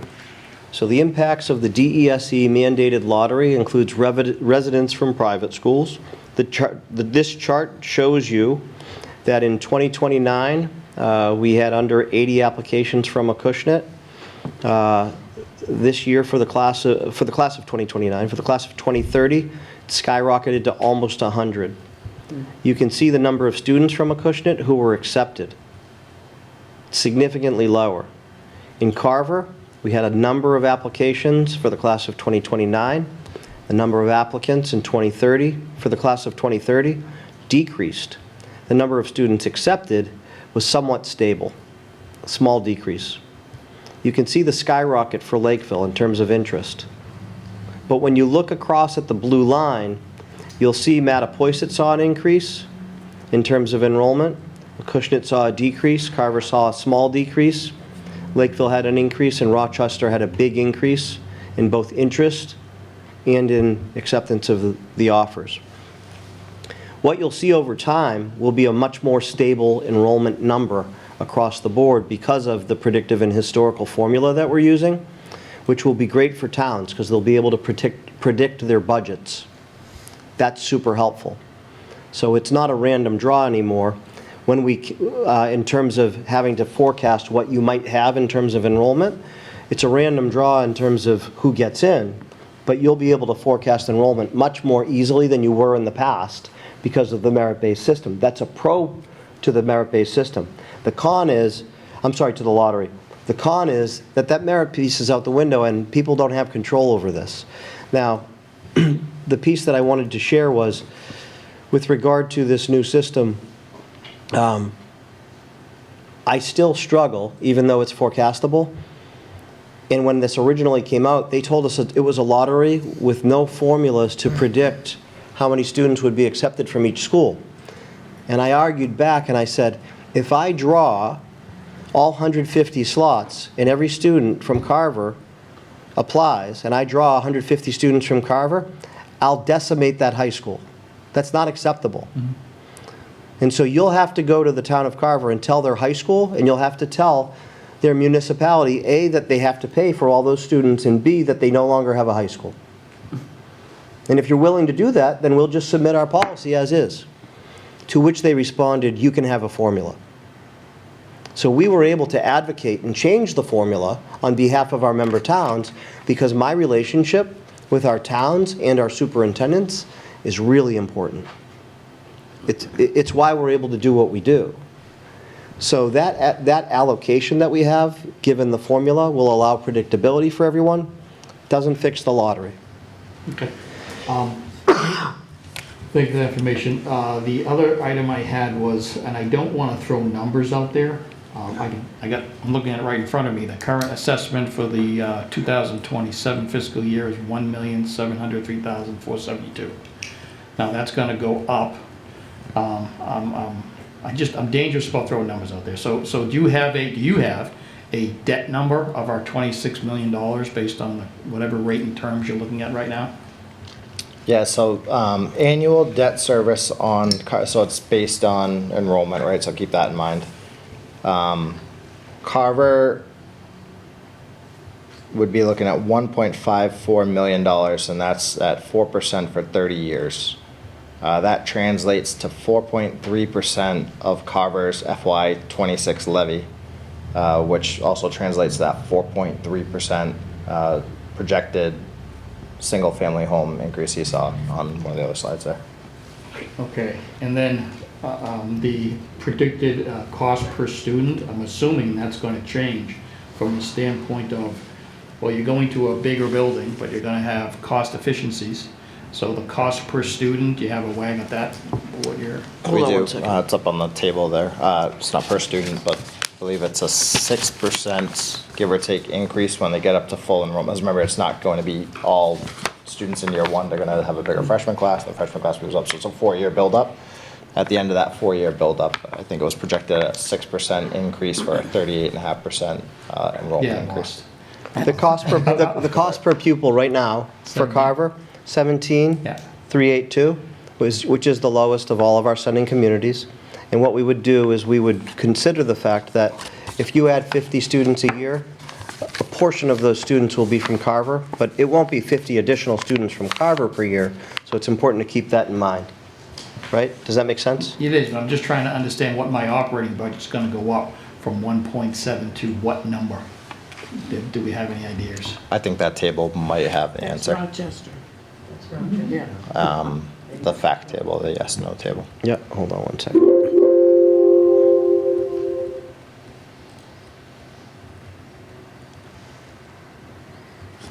Right there, so the third row from the bottom, the operational costs, it's the FY34 projection, there's that build up. So the no build scenario, the operating annual budget is 13.5 million, split across the 5 towns based on enrollment. In the build scenario, it's 14.3 million is the projection. Okay, but I'm just trying to get my share of the operational costs of the 13.5. You would have to take today's cost and throw it into FY34 dollars and then compare those two. Can you work on that number, apples to throw it to me at a apples. different point in time? I'm just really curious what the cost per student is. And last we looked at, I think it was going from 100 to 130 students. I'm going by memory as a prior presentation, is that right? Projection for FY28 for Carver is 103. 103 in the new school. Yeah. For some reason I thought it was 130, but I guess I was wrong. We can do work on that for you. Yeah, I'm just Absolutely, yeah. Okay, I mean, I think that it's worth doing. I think we need it. My concern is I think that the cost is going to be obviously the controlling factor. So my question would be, if it doesn't get approved, then you go back to your repair, right? Is the school in danger of, lack of better terminology, going out of business? Meaning if you keep asking for repair and all the towns say no to the 100 whatever million, and then you ask for other repairs and they keep saying no, what is the school in danger of, I guess? I fear that. Honestly, John, I fear that. I think the questions you've asked about what is the cost, if you can just email me, you have my email. Sure. Just shoot me an email, we'll get you the answers. I just wanted to touch on that before we touch on this, but that's my biggest fear, right? Is where does that put us? And where does that put our towns? Because you might get an approval for a renovation in the first cycle, but that gets old quick. I'm just a realist. And I think people will say, well, geez, they've come to us every 3 years with these huge requests. Why don't they just build a new school? Right? And in my head, I think, in 5 years, if we try to build a new school, it's going to be $400 million at least for a smaller school, because there's no way you come back, if you're allowed to change the design, there's no way you come back with what you had. You come back smaller. But when you come back smaller, the cost is going to be $400 million for a smaller school with a lesser return on investment, and we still haven't met the demand, which continues to show itself as pertinent and prominent, because all vocational schools right now are something that people want to be a part of, because you have options. You know, we have kids who are going to WPI on full scholarships that graduate with associate's degrees. We have kids that are going right into industry making $70,000 a year. So the options are unbelievable, right? But my question is, to your point, what do we do? And that's why when I was sitting in my office and I called Nancy and I said, Nancy, I feel torn, because there's $140 million on the table, and we're never going to see a school for $148 million ever again. Not ever. Won't happen. And we're the lowest cost per square foot in the pipeline right now.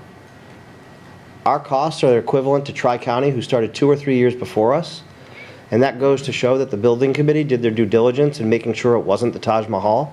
So when I see comments online, and I know people haven't read because they just get pulled into the thick of things, I don't take it personally, but I think to myself, for the people who have read, and there are people who call and say, you know what, I just did my homework, and this is a no-brainer.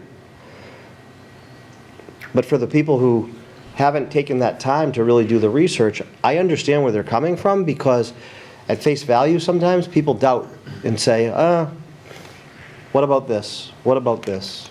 It's $288 million per community, but it's not.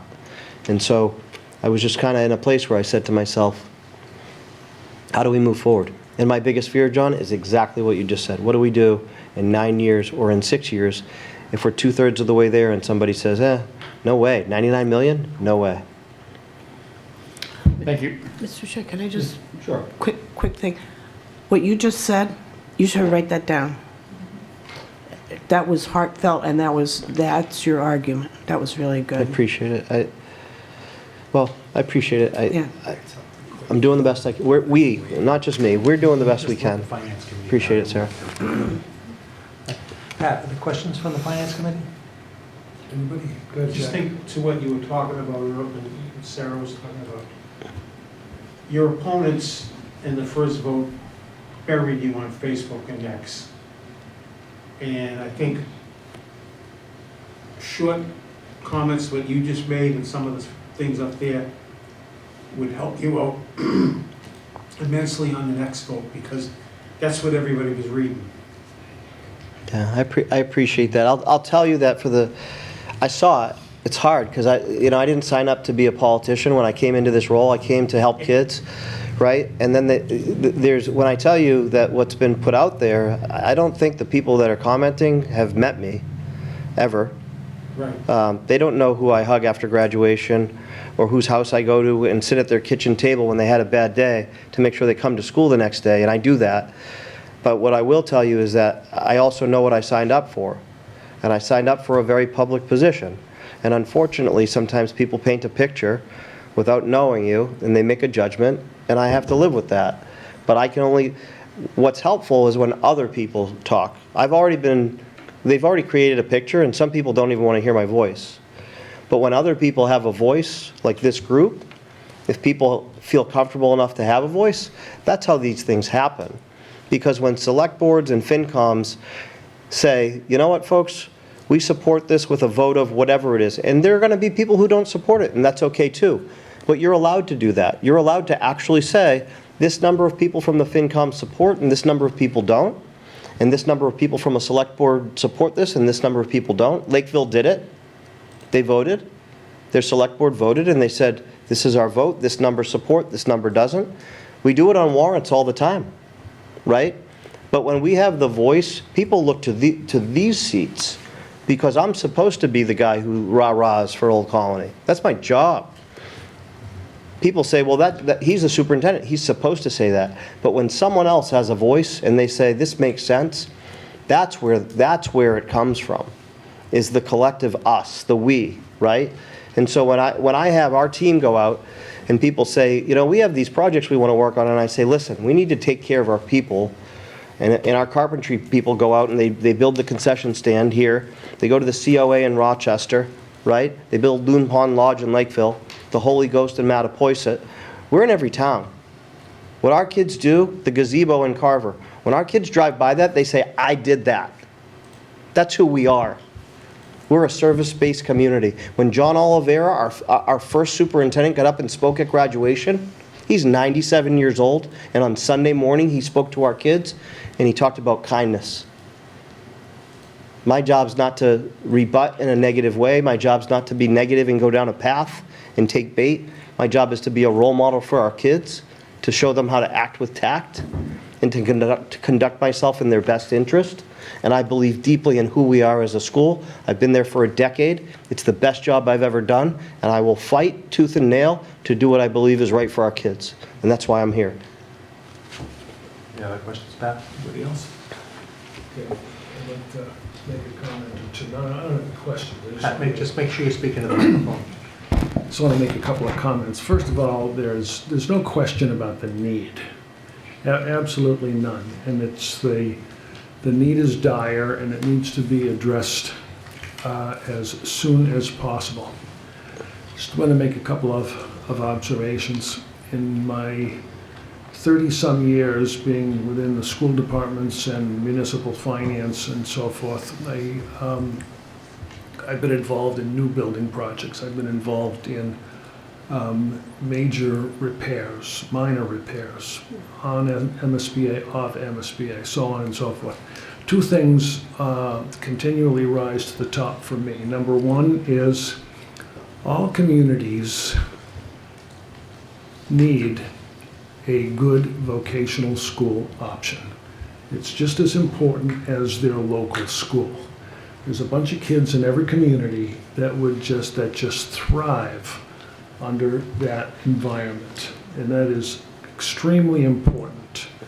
And number two is the best way to do this, the most cost-efficient and with the best result, is when you do it through MSBA.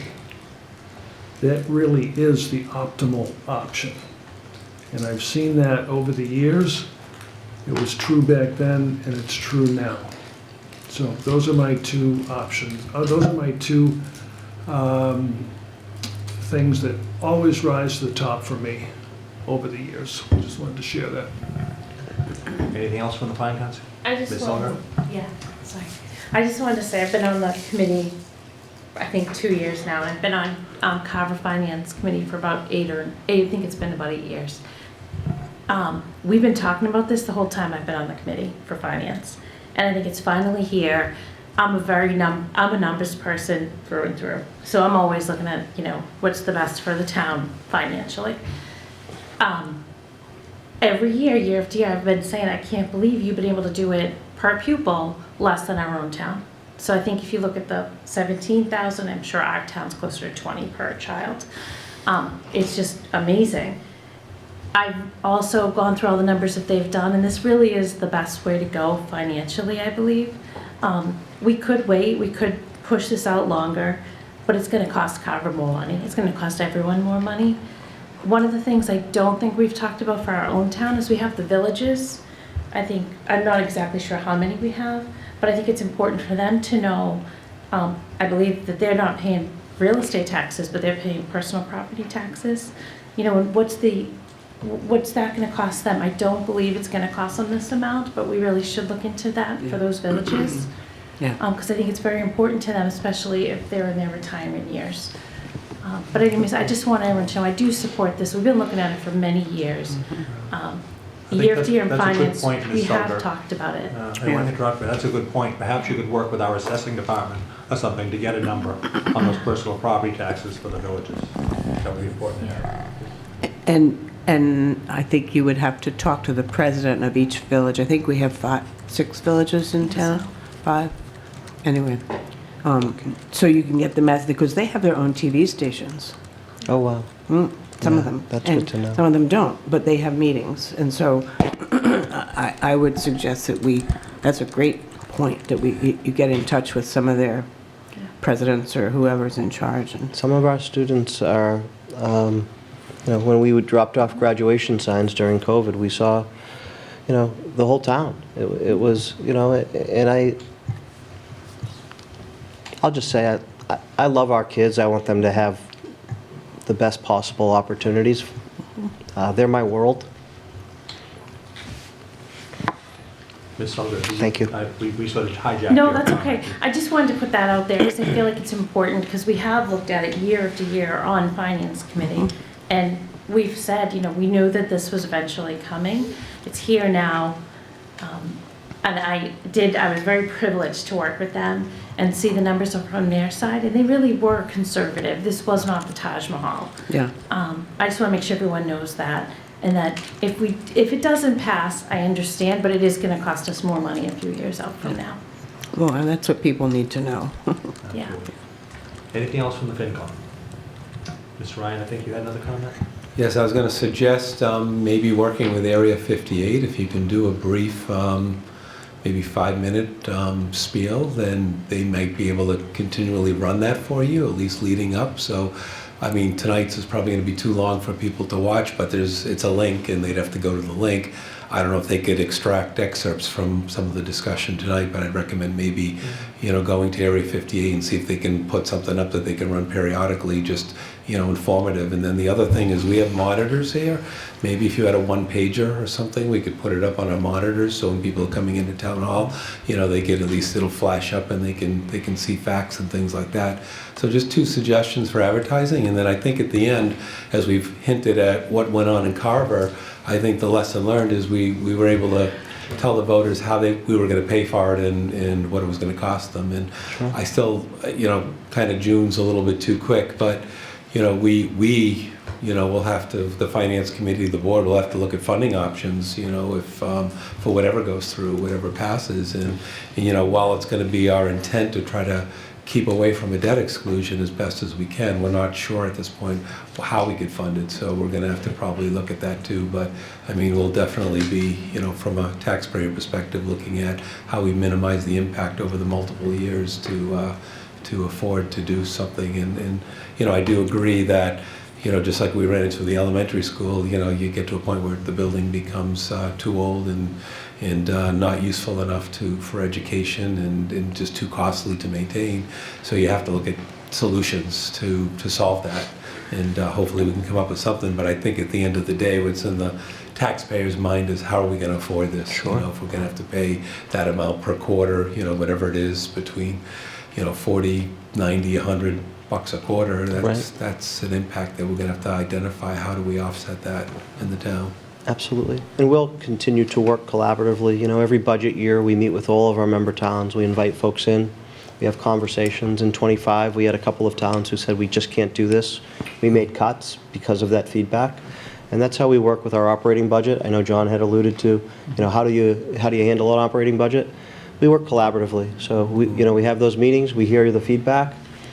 If in the first meeting people say this looks great, there's not always a second meeting. If people say, we have some concerns, there's a follow-up.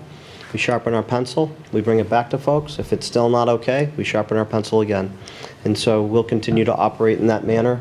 You always get a line by line of our budget. You see every single item, so you can really break it down, and that's our goal also, to be transparent in that same capacity.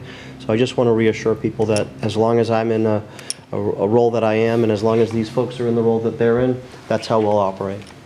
Chad, you were involved in the building of Carver Elementary School, right? Correct. I think one of the things that might be helpful, and I don't know if you can approximate it or not, but because it is a big number, and I think people have trouble, it's a big number.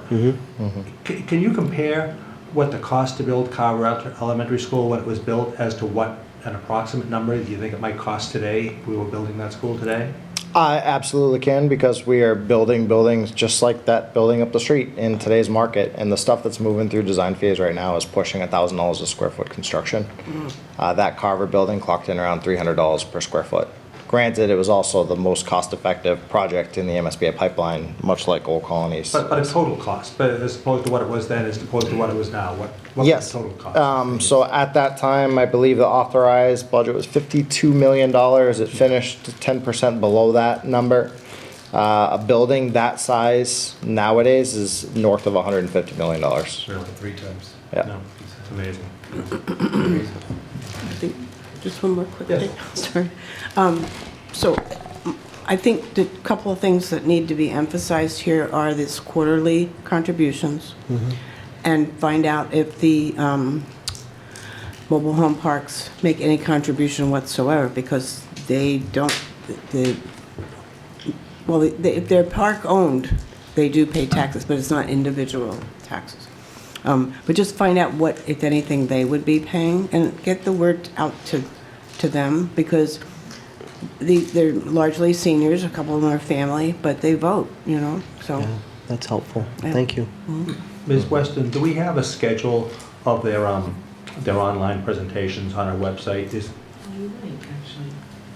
I do believe we do. Okay. Because we have a link to it. Well, if we don't, can you just get in touch with Mr. Polanski and get those up there so people can see them if they, and get access to them if they want to join? It's right on the front page of our website. Great, okay. All right. Does anyone have anything else? If I could very quickly, just Sure. apologies to Mr. Carter, correct the enrollment. I grabbed the wrong column. I grabbed the no build scenario. The new build scenario is in the 130s. Yeah, so you're right. I don't know why I remember certain numbers. Nope, you had it. Yep. So sorry about that. All right, everyone good? Mr. Cannon, do you have anything? No, sir. All right. Mr. Thank you, Polanski, everyone. anything? All right, We appreciate you. Thank you. thank you. Thank you Appreciate very it. much. Thank you for having us. Why don't we take a quick 5-minute recess? We'll let these folks leave, and then we'll start our update from the Finance Director. All right, good evening, everyone. We are back in session. We're here with our Finance Director, Karen Praval. Karen, thanks for joining us this evening. Thank you for having me. So tonight I'm just giving an update of where we are for FY26. It's going to be closing out in a month, so I just wanted to, this is through the end of May, so last Thursday.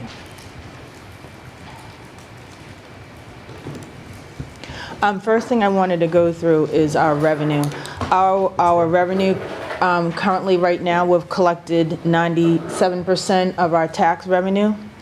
As you can see, local receipts, our original budget was for $4,028,827. That projected number did not include the battery storage revenue at the time because it was voted later at special town meeting when we move forward with that. We have state aid of $14 million. We've currently received $11.2 million, and we still have state aid that comes in June. So, currently we have received 25% higher in local receipts, and state aid we have collected 79%. So, in terms of our revenue, it looks pretty consistent with being able to meet our revenue terms of what we estimated and brought in. And so we still have the rest of the month and, 2 months for July and August to report revenue for state aid. I include all of the other revenue sources. Our original budget was the 57 million. I included all the sources because we had increases. So during the special town meeting, we had increases on October 7th and April, so I included what those increases were. We had 37,630.25. That was from raise and appropriate, which is part of state aid. And then we had ambulance receipts for 60,000, so that was transferred. That increased the EMS budget. And then we had solar net metering. We appropriated solar net metering at the April 7th town meeting, and we had an additional amount of $1,465,785 from free cash that was used to help fund the health insurance cost. So so that's just a summary of our revenue. I just wanted to confirm on the solar net metering, is that actual revenue dollars or are those credits? That's revenue. Revenue actual dollars. revenue dollars, yes. Just while we're on that page, sure. So the total we need is 59.6 million. That's to correct. balance the budget, and we're up to 56.8. But how much did you expect is going to come in before the end of the? We're looking to receive, for property tax. We're still waiting for the rest of the year. Our estimate is 35,619,291. Right now, we've collected 97%, so we're still waiting for tax revenue to come in. Some people pay their taxes, some people don't, so sometimes we'll have tax revenue that comes in from previous years. Local receipts, we've obviously brought in more than estimated for local receipts, which was 25% higher. In state aid, we're still waiting. We still have state aid that we haven't received for part of May and June. So we should receive the same amount for our state aid that we projected, just hasn't come in yet. So you think at the end of the fiscal year, we're going to have close to the 59 million? That's correct. At the end of the fiscal year, I don't see any type of revenue deficit. Okay, thank you. Welcome. Ms. Sullivan? Just one more thing. Could you just remind all of us how much was the budget for FY '27? Was it 59 million for revenue? I just wonder if our projection's close to what this is actually going to be. For FY '27? Yeah. Okay.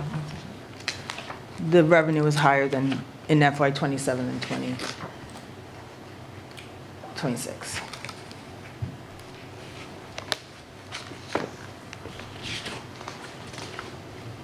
But just to be clear, what we're looking at on the screen is FY '26 though. I know, Yes. but it's close to what we're going to end the year at, so I'm just curious, we end the year in about 28 days.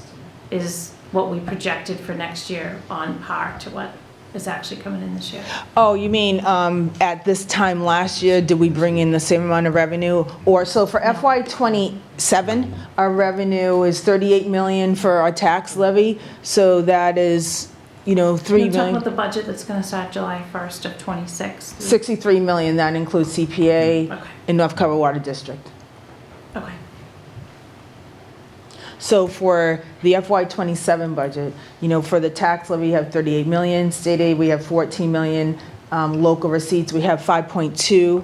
For free cash, 2.4. Ambulance, solar net metering, we have 1.1. Ambulance receipts, 1.2. 20,000 for cemetery, 250 for North Carver CPA at 332. 932. So That came to the 63 The only number that could million. be projected lower might be free cash, where this says 3.5, you said 2 million for next year. No, for free cash, we had 2.4 million for our operating budget that we're using. Free cash has already been certified, and so that number is already gonna be money that will be transferred. It's already revenue that we have. Okay.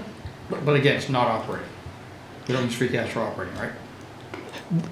Yes, that free cash for FY '27 is not used for the operating budget.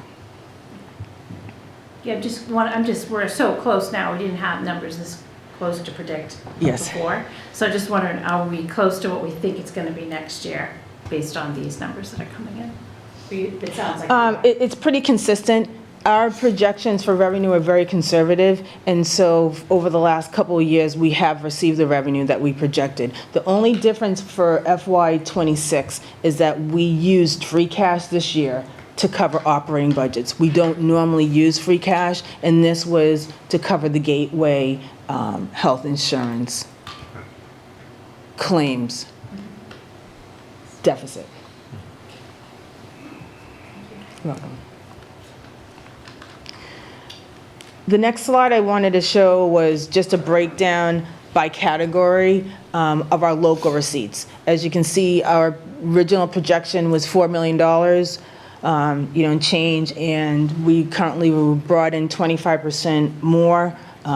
Excise tax, you can see, is pretty consistent with what we have for projections. We have penalties and interest. We're still waiting we still have a month worth of revenue that has to be reported. And so this is revenue through the end of May, but not everything has, we still have money that comes in every day.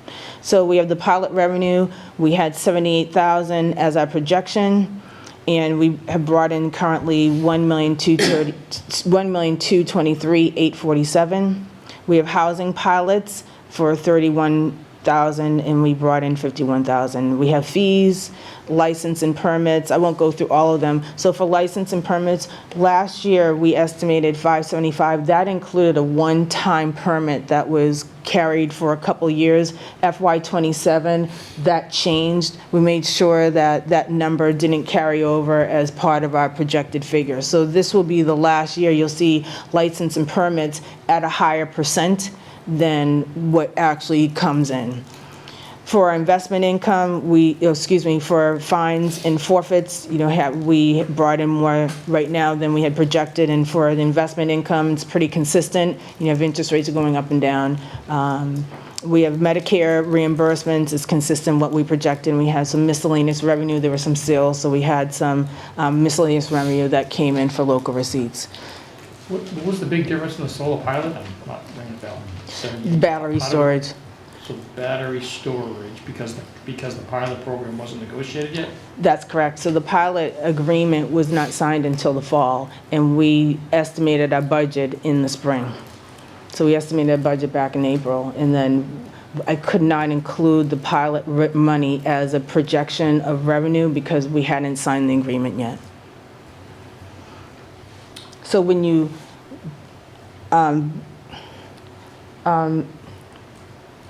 Ms. Solger?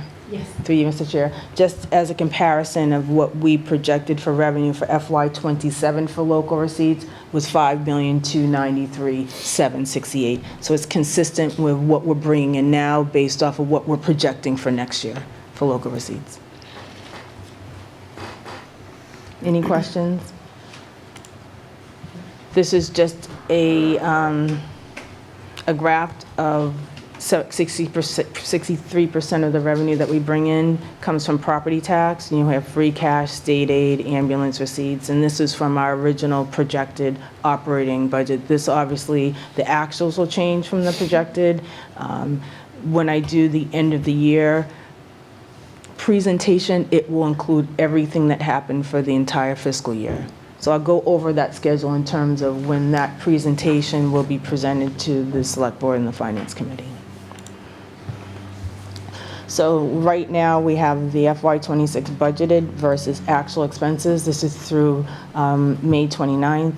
Everybody will receive a copy, Finance Committee, Select Board, and department heads will receive a copy of the detail and summary reports where you'll see for general government, public safety, all the different departments, and that will be through May, which ended last Thursday. So those will be in your emails by the time you wake up in the morning. So we have general government in terms of what has been spent. We have 78% spent for general government. Public safety, we have 88%. Operations and maintenance, it's 110%. That's over. And the reason for operation maintenance is why it's over budget is because that includes snow and ice. And so I have a slide in the budget that talks about some of the departments where we had some deficits, and I'll go into that in terms of how those get reviewed and any transfers that were occurred. We have human services, 75%, culture and recreation, 89%, debt service, 97%, benefits and shared expenses, we have 99%. Just to note that we had, we appropriated $2.4 million in April. And so that has been spent. We have made those payments to Gateway. We have about 200, I believe 200 left out of the FY26 appropriation. And then for the school right now, we have the 20 million that's been spent. They have a lot of expenses that occur at the end of the fiscal year for different contracted services and invoices. And we have a lot of invoices that come in over the summer for the school department. And so this is what we have. These are the numbers for the actual versus projected through May 29th. Are there any questions on this? Sure. Public safety. Obviously, there were some contracts signed for fiscal 2026 that had items in there like buybacks and things of that nature, so you don't see that driving. Mr. Carter, if you just make sure you use the microphone. There were unusual items in the public safety budget, such as these new contracts and buybacks, things like that. I guess there's a different question. When we do a buyback on vacation or things like that, does that come off when you use the balance sheet, the compensated fund balances, and not appear on the cost center statement, or do you move the money from compensated balances to the cost center statement and show the cost and the actual department expenses? No, anytime that we have a vacation time buyout or end of contract, that comes from the compensated absence fund. That's a fund that we have. It's in the special revenue. And over the years, we've had a balance in that fund. We had a lot of police contracts as police officers leave based on the contract. Some members get paid out when they're promoted to the next position. In their previous position they held, they got paid out. So we had a lot of payouts this fiscal year. So we will probably have we have another gentleman that we have two more retirees that I know of in June. So we may have a shortfall, maybe around 50,000 in our compensated absences. That's on the balance sheet. You're not going to see that on the operating budget because it's not paid out of the operating budget. We usually appropriate around $150,000 every year into compensated absences. So as we move forward in the FY28 budget, we'll be discussing with departments, if they know of anyone that's going to be retiring. This is a fund that we built up in the past. Had we not had existing balances in that fund, we probably would have, a much higher shortfall in the compensated absences this fiscal year. Thank you. You're welcome. The next screen I have are just the budget adjustments from the original appropriation. So as you get the detailed report, I've been trying to identify if you have questions when you get the detailed report that I'll be sending to everyone in the morning. Anything that was part of a special town meeting, I've identified those items within the last 4 digits of the budget code. For the summary, just to make it easier, you're going to see, we'll say for In April, at town meeting, they reduced the planning board budget by $9,268. So you're going to see that decrease, and you're going to see the increase in the fire of the $9,268. Public, for the EMS, there was a vote at the April town meeting to increase their salary and wage by $60,000. So you're going to see those increases when you look at your detail sheets. So everything on your detail and summary sheets is going to match what you see on this presentation. But I wanted to add this in so people knew that anytime you have a free cash allocation, you're going to see that as an appropriation. We have to do, general accounting exempted practices, gap reporting, and so you're going to see anything that was appropriated, which may be a little different than what you see in your actual operating budget from what we originally appropriated. So I just wanted to add this in so people could see this. One thing that you're going to see is that for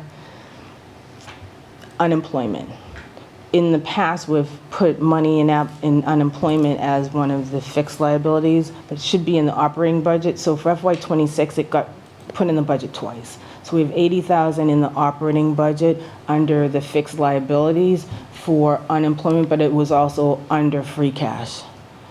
In the past, it's been a free cash allocation, and it was added twice. So we have the 150. I wanted to make note of that in the benefits. When you look at benefits, because our benefits had an appropriation from free cash, you're going to see that increase in the benefit line by 150.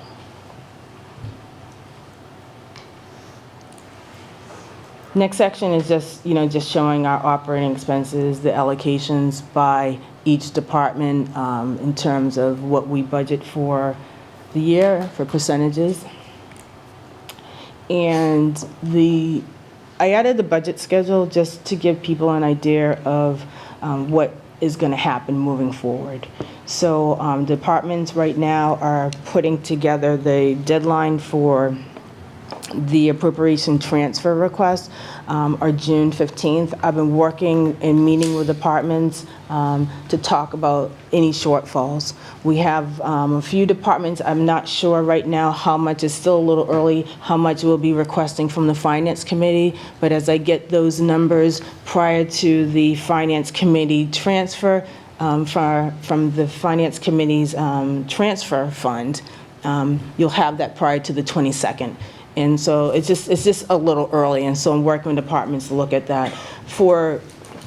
And I'll go into some of the areas where I'm seeing some shortfalls. One thing, as you mentioned, for the police, we put together the budget for the FY26 prior to the police contract being finalized, and so there were some shortfalls, but we had some grants that were able to offset some of the increases that were not in the original budget. So I'll have a breakdown of what that looked like and what any shortfalls for the police department.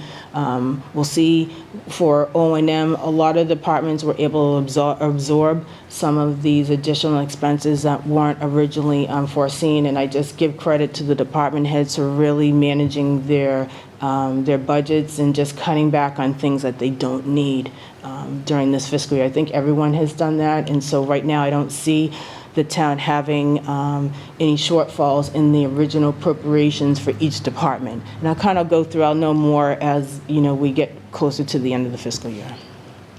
On June 22nd, Finance Committee will have their transfer meeting, transferring funds to other departments. I'd like to use money from the Finance Committee for things that are completely unforeseen. I mean, we have most of the expenses for departments where they may have gone over were for things that originally weren't budget, were unforeseen. So I'll see what that looks like. Usually I like to, move money suggest moving money from the Finance Committee to larger items, whether it's health insurance or something that's as a fixed liability, or if there was a EPA or DEP mandate. So right now, I don't have a lot. I'll have more information as I get closer to finishing my final analysis with the departments. On June 30th, the Community Preservation Coalition is going to do a town-wide presentation on the use of CPA funds. And so we'll be inviting all of the boards departments, school, residents are going to have a chance to hear this presentation. We're going to advertise it on the website next week. Our IT director's out until next week, but we'll have that advertised. Emails will go out to all of the boards and commissions. I think this is going to be a really good presentation for the residents, the school department, to really understand the process of how we use our CPA funds, and so we can, finally look to using that as a source on a regular basis each fiscal year. And July 7th will be the select board end of the year transfer meeting. Transfers have to be done before July 15th from any of the operational appropriated by departments. I don't see a lot of transfers this year. I think that the town has done really well in terms of managing, but as I get closer to that time, I'll be able to explain more. So I wanted to talk about some of the current shortfalls. Right now, we have unanticipated legal fees.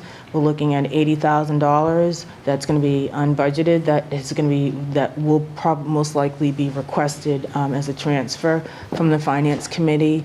And the other one is snow and ice. So snow and ice across the state, we've had, with the snowstorms, we've had deficits. So the snow and ice budget went over by 542. Oh, hello, take her. 542 million. Sorry. Boy, we spent a lot of Oh, I didn't mean to do that. So snow and ice has gone over around $552,000, so around $500,000. And what happens with snow and ice is that state law sees that as a legal deficit. If you go over your original operational department budget, that would be considered deficit, and so anything that goes over, the state will reduce your free cash by whatever that deficit is. It happens on the back end. With snow and ice and judgments, if you have a court order, if you go over your original budget, they consider that a legal deficit, and it's raised on the tax rate. What I am trying to do is, if there's any additional funds in an operating budget that I can use to transfer to snow and ice, that will help reduce the impact of what has to be raised on the taxes. And that's what happens with snow and ice in terms of the accounting reporting at the end of the fiscal year. So I'd like to just ask a question about snow and ice, particularly when you get a huge increase like we had. How does that affect calculating the budget for snow and ice? Because you can go over it legally, and so if that's the case, then you could think to yourself, well, we ought to just budget it really low, and then because we can get covered all the time. So how does that work? Is there some kind of criteria from the state that you have to use to set your snow and ice budget? So for your snow and ice budget, it can't be more than what you allocated in the previous year. And if you don't want to estimate low, thinking, if I go over, then that's fine, because they will just raise it on the rate, because it increases people's taxes. And that's what happens if we have a overage. That's why any additional money that we have at the end of the fiscal year that I can transfer to the snow and ice to reduce that shortfall, I try to reduce it. Other than that, it's a line item on the tax recap that will increase the taxes. Mr. Ryan.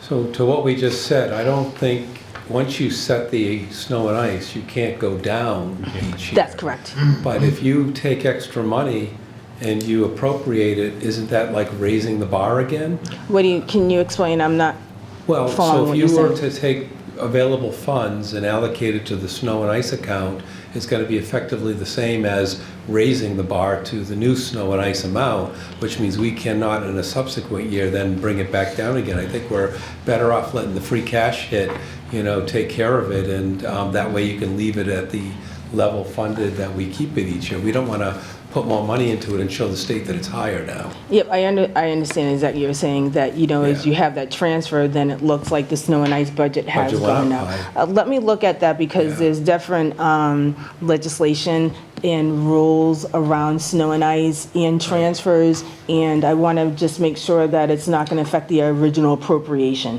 So I'll look into that, but I know that that's something that we can do to help offset, or it will just go into the rate, but it will not reduce our free cash number. So those are things I'm trying to think about strategically. If it goes into the rate and we get extra free cash, then maybe there's some other way that we can offset, the levy.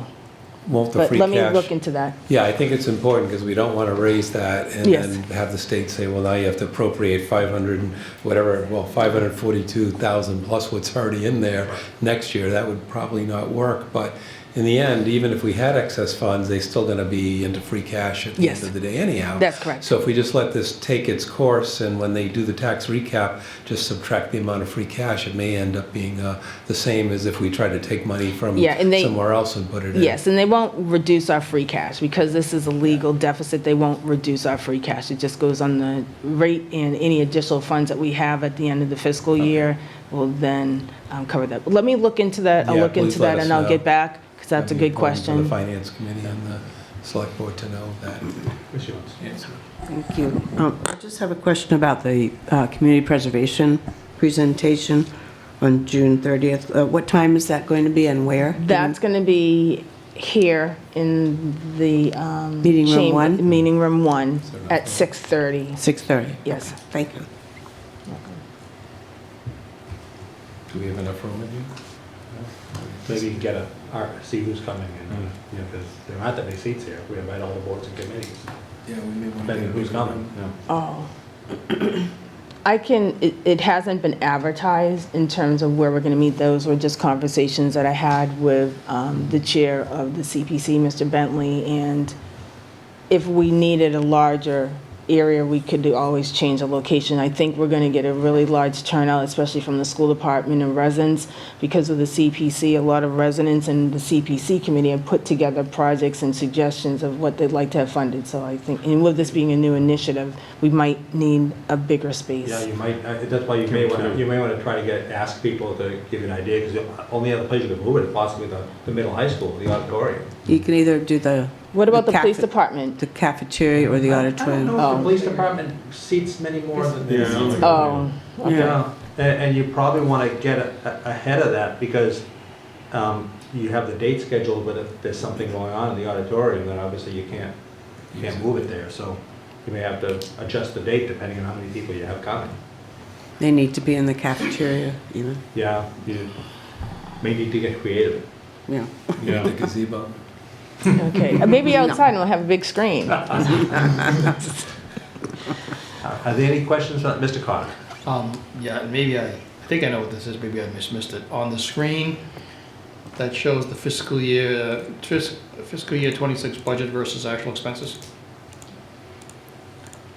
And the benefits and shared expenses were budgeted 11.7, then you adjusted up to 14. Is that health insurance driving that? That's big health increase? insurance. So That's that health insurance. So we weren't taking the money that was appropriated at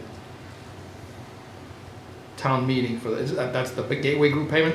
That's a gateway. So at town meeting, we appropriated $2.4 million for FY '26. So we didn't grab that, put it on the balance sheet as reserve, and then pay it off the balance sheet, leaving the cost center reflective of what the actual health insurance is for the year. We'll have it separated, but this was an appropriation for FY '26 for health insurance, so you're going to see that in the budget, in your operating budget, as an increase to your benefit line by that $2.4 million. But you're gonna keep it separate, so we're not thinking our health insurance is Oh, 14 million. so on the budget, when you see your budget details, you're gonna see a separate line for this additional amount. And I don't have it commingled. This is in Vadar. So in the Vadar report, you're going to see a different line with a different account number showing those two different allocations. Great. And the other question I had is the Finance Committee Reserve Fund. How much has been spent out of it for fiscal '26?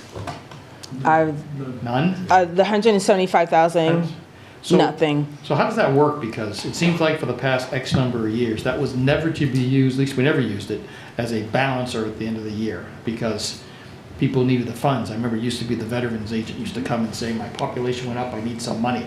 So they go to their They go to whoever they need to go to get it signed off, they come to the finance committee, we disperse funds.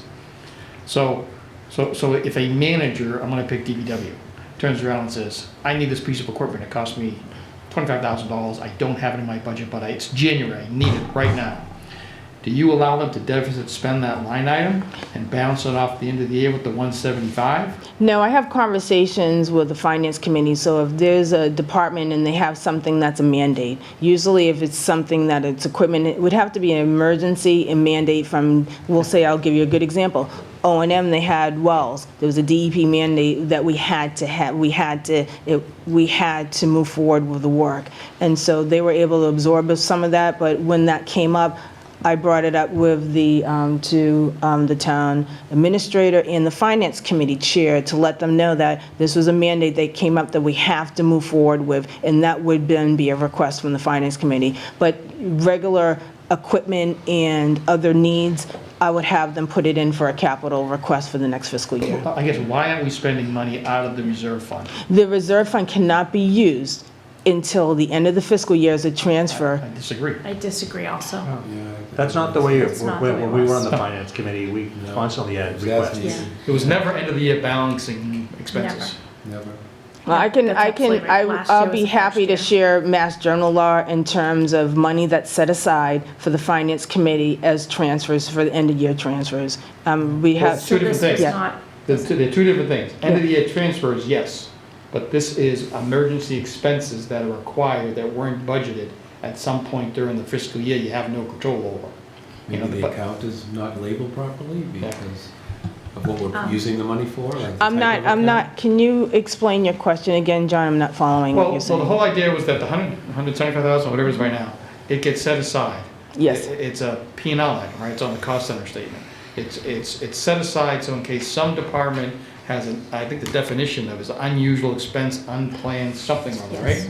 But they need it. They need it right away. So they have to be able to get it. So either you let them deficit spend their account and get it, or they have to go to the finance committee and ask for those funds to get dispersed to them. I got folders full of requests from 10 years ago. So I know we paid it out during the year. At the end of the year, if there was a balance left of that account, we could do some kind of transfer. But it just seems like I'm seeing every year on year on year on year, it's nothing touches it until the end of the year, and then it gets used to balance. That's right. Yeah, last year was the first year that I had seen that happen the way that we're talking right now. And it did feel like they were using it almost like a slush fund and then just assuming that we were gonna vote yes on these items. So in the past, it would have come all year round. It would say, we had this mandate for a well, and they would come to the finance committee, and then we would say, vote yes or no. Because what happens now if on June 22nd, we say, well, the rest of the committee we did not know that this was gonna come out of a transfer, and we vote no. What happens then? Okay, and you're saying, so yes, so It should come. for transfers, we can set up a process so that we can move money throughout the year. Usually it's done at the end of the year, so you have a department that will have an This wasn't for expense. transfers. This Yeah, would be for an, totally separate. yes, different. This was, we have something's wrong with the well. We're Yes. mandated to fix it. We didn't budget for it. Then you would come to the finance committee and ask for a request out of that reserve fund that we had for unforeseen expenses. As a transfer. Then you could transfer, but Yeah, it would have we to be a approve it. transfer, but it's not something where, we'll say a department during the year, they come in September, like, I have this mandate, I have to pay for this. They couldn't then, they could come to the finance committee at that time and say, you know, I have this mandate, we need to do, usually it's done at the end of the year, so they deficit spend with, Not how we did it here. but one thing that you cannot do is that you cannot then expense. We'll say you have a department that requests, that needs $20,000 mandate. It's in September. They come to the finance committee. The finance committee says, yes, I want to cover this, we're fine. They can't then expense it out of that $175,000 account. That $20,000, whatever the amount, would have to be transferred from the finance committee to that department's budget. Let's let the chairman of the Yeah. finance committee speak to this. Go ahead, Mr. Martin. Well, just, over the years, I've seen this happen both ways, or a combination of the two throughout the years. What I see as a potential issue, it probably would never happen, but if you come to the finance committee and ask for a help with a certain thing or a transfer at the end of the year, the finance committee could end up voting no. And then what happens? So, I mean, no matter which way you do it, there's always the potential of a no vote. I don't think we ever had a no vote, but we've done it, as I said, both ways, or probably more of a combination of both in particular years. Mr. Ryan. So Section 6 in the Mass Law, to provide for extraordinary or unforeseen expenditures, a town may at any annual or special town meeting appropriate or transfer a sum or sums not exceeding the aggregate 5% of the levy of the fiscal year preceding the fiscal year for which the fund to be known as the reserve fund is established. Transfers from the fund may be made time to time, be voted by the Finance or Appropriation Committee of the town.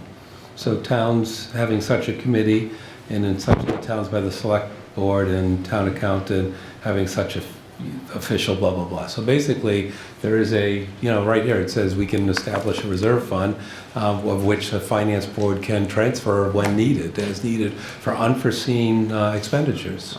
And Yes. that's what Mr. Carter was saying, is a department comes along and says, I didn't plan this in my budget. They're allowed to, meet with that person anytime during the year and make a transfer from this reserve fund into their account. Yes, so you can make transfers from the Finance Committee into another department's budget. It could happen in September, it could happen in October. A lot of the best practices on the accounting side refer us to do it at the end of the year. But yes, that is something that you could do. And it really depends on the process that you have set up. But a lot of these happen at the end of the year. A lot of the shortfalls the departments may have, they're able to absorb it with savings in their budget, so we don't have to come to the Finance Committee. The Finance Committee Reserve Fund is a last resort that I use unless it's something that is substantially higher, that's something they can't absorb. But to answer your question, Dan, yes, if we wanted to do this in September, we wanted to do it in October or November, we could come to the Finance Committee, request the transfer, and the transfer would then be moved to that particular department. I mean, I think that's a change in the policies that we've already, at least as long as I've been on the Finance Committee and for most of the time I've on the Select Board, that's a change in the way we've handled these things. In the past, if, just to pick a department, if O&M came to the FinCom and said, hey, our engine failed and one of our trucks and we need $10,000 to fix the engine, that they would come to the Finance Committee and we'd give them the $10,000. We'd review the request, and if we felt it was appropriate and they needed the truck, then we transferred the money. We didn't wait till the end of the year and in deficit spend, and I don't know how comfortable I feel with deficit spending. Well, like one that. thing, we don't deficit spend. So there's no deficit spending that's happening right now in the departmental budgets. If there was anything where I felt like there's a shortfall, we have legal, so we have some legal bills that we're looking at ways to cover that through departmental. So as I'm looking at the budgets, Finance Committee is usually the last resort if there's other ways that we can move expenses. But this is definitely something we can do. It's not something, I'm not saying that we can't do, but as a new practice, I know that I've done it a lot in other communities at the end of the year, but it's definitely something you can do during the fiscal year. If you could, so one of the ways that I like about what Karen's talking about, so look, I'm going to use the O&M example, right? The well, they need $20,000. They pay for the well, right? The $20,000. If they can absorb that in their budget through savings of other ways, right? And things happen throughout the year, then that $20,000 never becomes an item for the Finance Committee. So Karen uses that Finance Committee money as the last resort. I like it because actually, again, if you can maintain within your own budget, why? Oh, and I agree. I think extra in there? if you have a department that has the money and they can absorb it in their budget, that's fine. I'm saying when they don't have the money in their budget, they should come to the Finance Committee when they need the transfer, not wait. I think a lot, sometimes what happens is that you also have departments where they have money in the budget. Maybe they have $200,000 and they have an expense and they think, well, I have this expense, so maybe I'll have less other professional services. And so throughout the whole year, they don't have a shortfall. Then a bill comes in May, bill comes in April, and then they're a budget. But I have conversations with departments, so there's no time during the fiscal year that I don't know of any unforeseen or things that have come up in departments' budgets that they originally hadn't budgeted for. We had the assessing department. Good example. We had the assessor that left. We had to have someone come in and assist during that time, which is more than what was originally budgeted. There's different software systems that were required that the previous assessor didn't need, which wasn't originally budgeted. So I'll look at other areas within the town, within the surpluses, within other departments, which would then come to the select board as an end of the year transfer. But what about like legal? Legal is its own department, its own line item. You can't move money around. So really the 80,000 should. That's going to come, yeah, that's going to. Finance committee when we went over and said, hey, I'm over budget, I need these funds. Yeah, depending on when the invoices come in, because some of the expenses are projected to come in later, and so we usually wait to the end of the fiscal year, but we can still do it. I mean, if they're short 20,000 in September, we'll say in December, we can go to FinCom, transfer money, and then if more invoices come in that come over. I think we're getting more of a process question. Yeah. And go ahead, Ms. Selger, or Mr. Mahar, and then I think we'll move along a little bit. I just want to say, this happened in our last meeting of June last year, our last June meeting for the transfers. And I was not happy as a finance committee member at that meeting. I felt very dictated to. I can remember one of the items that was on the list was a consultant for accounting. And me and myself and another member on the committee were both shocked that there was a consultant hired and we were going to now use our transfer. They were being asked for a transfer. We're really put into a corner that we couldn't say no. And we had said that at the time, and now I feel like we're coming back to this again. And as a committee at the time, the person I was speaking to is not here tonight, we just felt like there was no power on the finance committee and that we were just here as a board and we were stuck, right? We had to say yes, we had to pay this bill, but we should have probably known about it 3 months or 6 months sooner. And I think going forward as a finance committee, just out of respect that should happen. They should be told as the year is going on, you know, we do need 20,000 for a well or 50,000 for a well, and not be told, you know, June 20th that all of a sudden you need to approve 140,000. And I think that's transfers. important, and that's to the process we're all speaking to. I think that's part of the role of the finance committee. When additional things come up during the course of the year, they come to you and you talk about it and you vote on it. And if you vote for it, then fine, you spend the money. If you vote against it, then somebody has to go back to the department and find another way to accomplish whatever they have accomplished. And because it was last minute like that, we weren't able to ask any questions. It was just these bills had to be paid. And that was that. So we were kind of forced to just say yes. I think, Mr. Cannon, perhaps you and the finance director and the chairman of the finance committee can have a greater conversation about this and come But up with a process. just a final comment. I want to say again that we've done this in both ways. We've had requests going back a number of, over the years, maybe not the last couple, not this year and not last year, but in previous years, we have had requests throughout the year sometimes, and then we would utilize end of the year monies and requests. But I think the process is important, and we don't want a department head on their own just to show up to a finance committee meeting saying, I need $50,000 because of this. Then that has to go through an internal I would hope that any process department here. head that wants to come to the finance committee and ask for some additional money for whatever reason would be discussing it with the town administrator, Well, right. and there would be a And discussion before they that's- go to the and finance that's committee. the way it's always been. But again, to Beth's point, we're at the same position that we were last year. We've got, there has been no reserve fund monies used yet. So we have a full $175,000. And, on the 22nd, we're going to be hearing some requests for that. So we might want to look at that process a little bit and maybe get some of these things done a little bit earlier in the year. Anything else? Any other questions? No, on- I'm good. Yeah.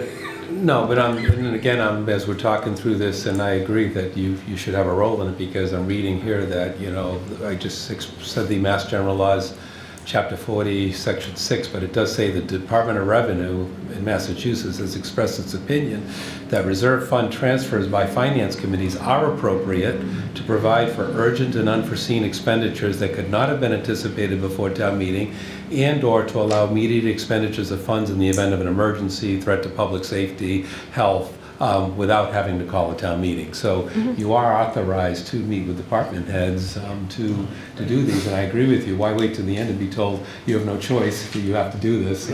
You should be part of the process, I guess, and when something comes up, at least be alerted that there's been a deficit that needs to be resolved. And I'll just point out, and I'm not advocating one way or the other here, but at one of our, back when we used to have those Saturday meetings on the budget a couple of years ago, we were over at the police station, and there was quite a discussion about increasing the finance committee reserve reserve fund from 125,000 to 175,000. And the argument was that there was 125,000 was not enough to carry the finance committee through the year. Right. Now, for back-to-back years, we've ended the year without spending any of the finance committee reserve fund, and maybe we need to look at that when we go through the next budget and look at, do we need 175,000 there? Or can we cut that number a little bit and reallocate some of those dollars? And that may be a discussion if we've gone through back-to-back years and haven't needed that money during the course of the year.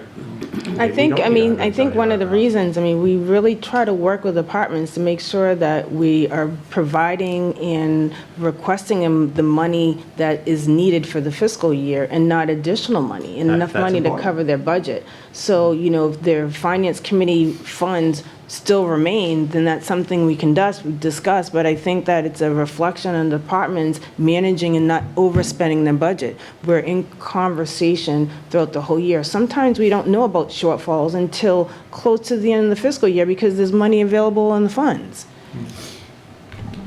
Okay, I think this is a conversation. But I definitely, I just to address you, Ms. Sulger, is that we definitely will work with the Finance Committee. I'm happy with coming up with a process in how we move forward in doing this. I've had a lot of conversations with the chair, and if it means, emails or other additional meetings that we can have separately to go over that, I'm definitely welcome to do that. I'm really looking to make sure things are transparent and that you're not surprised at when things are coming, that you have plenty of time to review things as well. So I'm definitely willing to look at ways that we can improve what we do.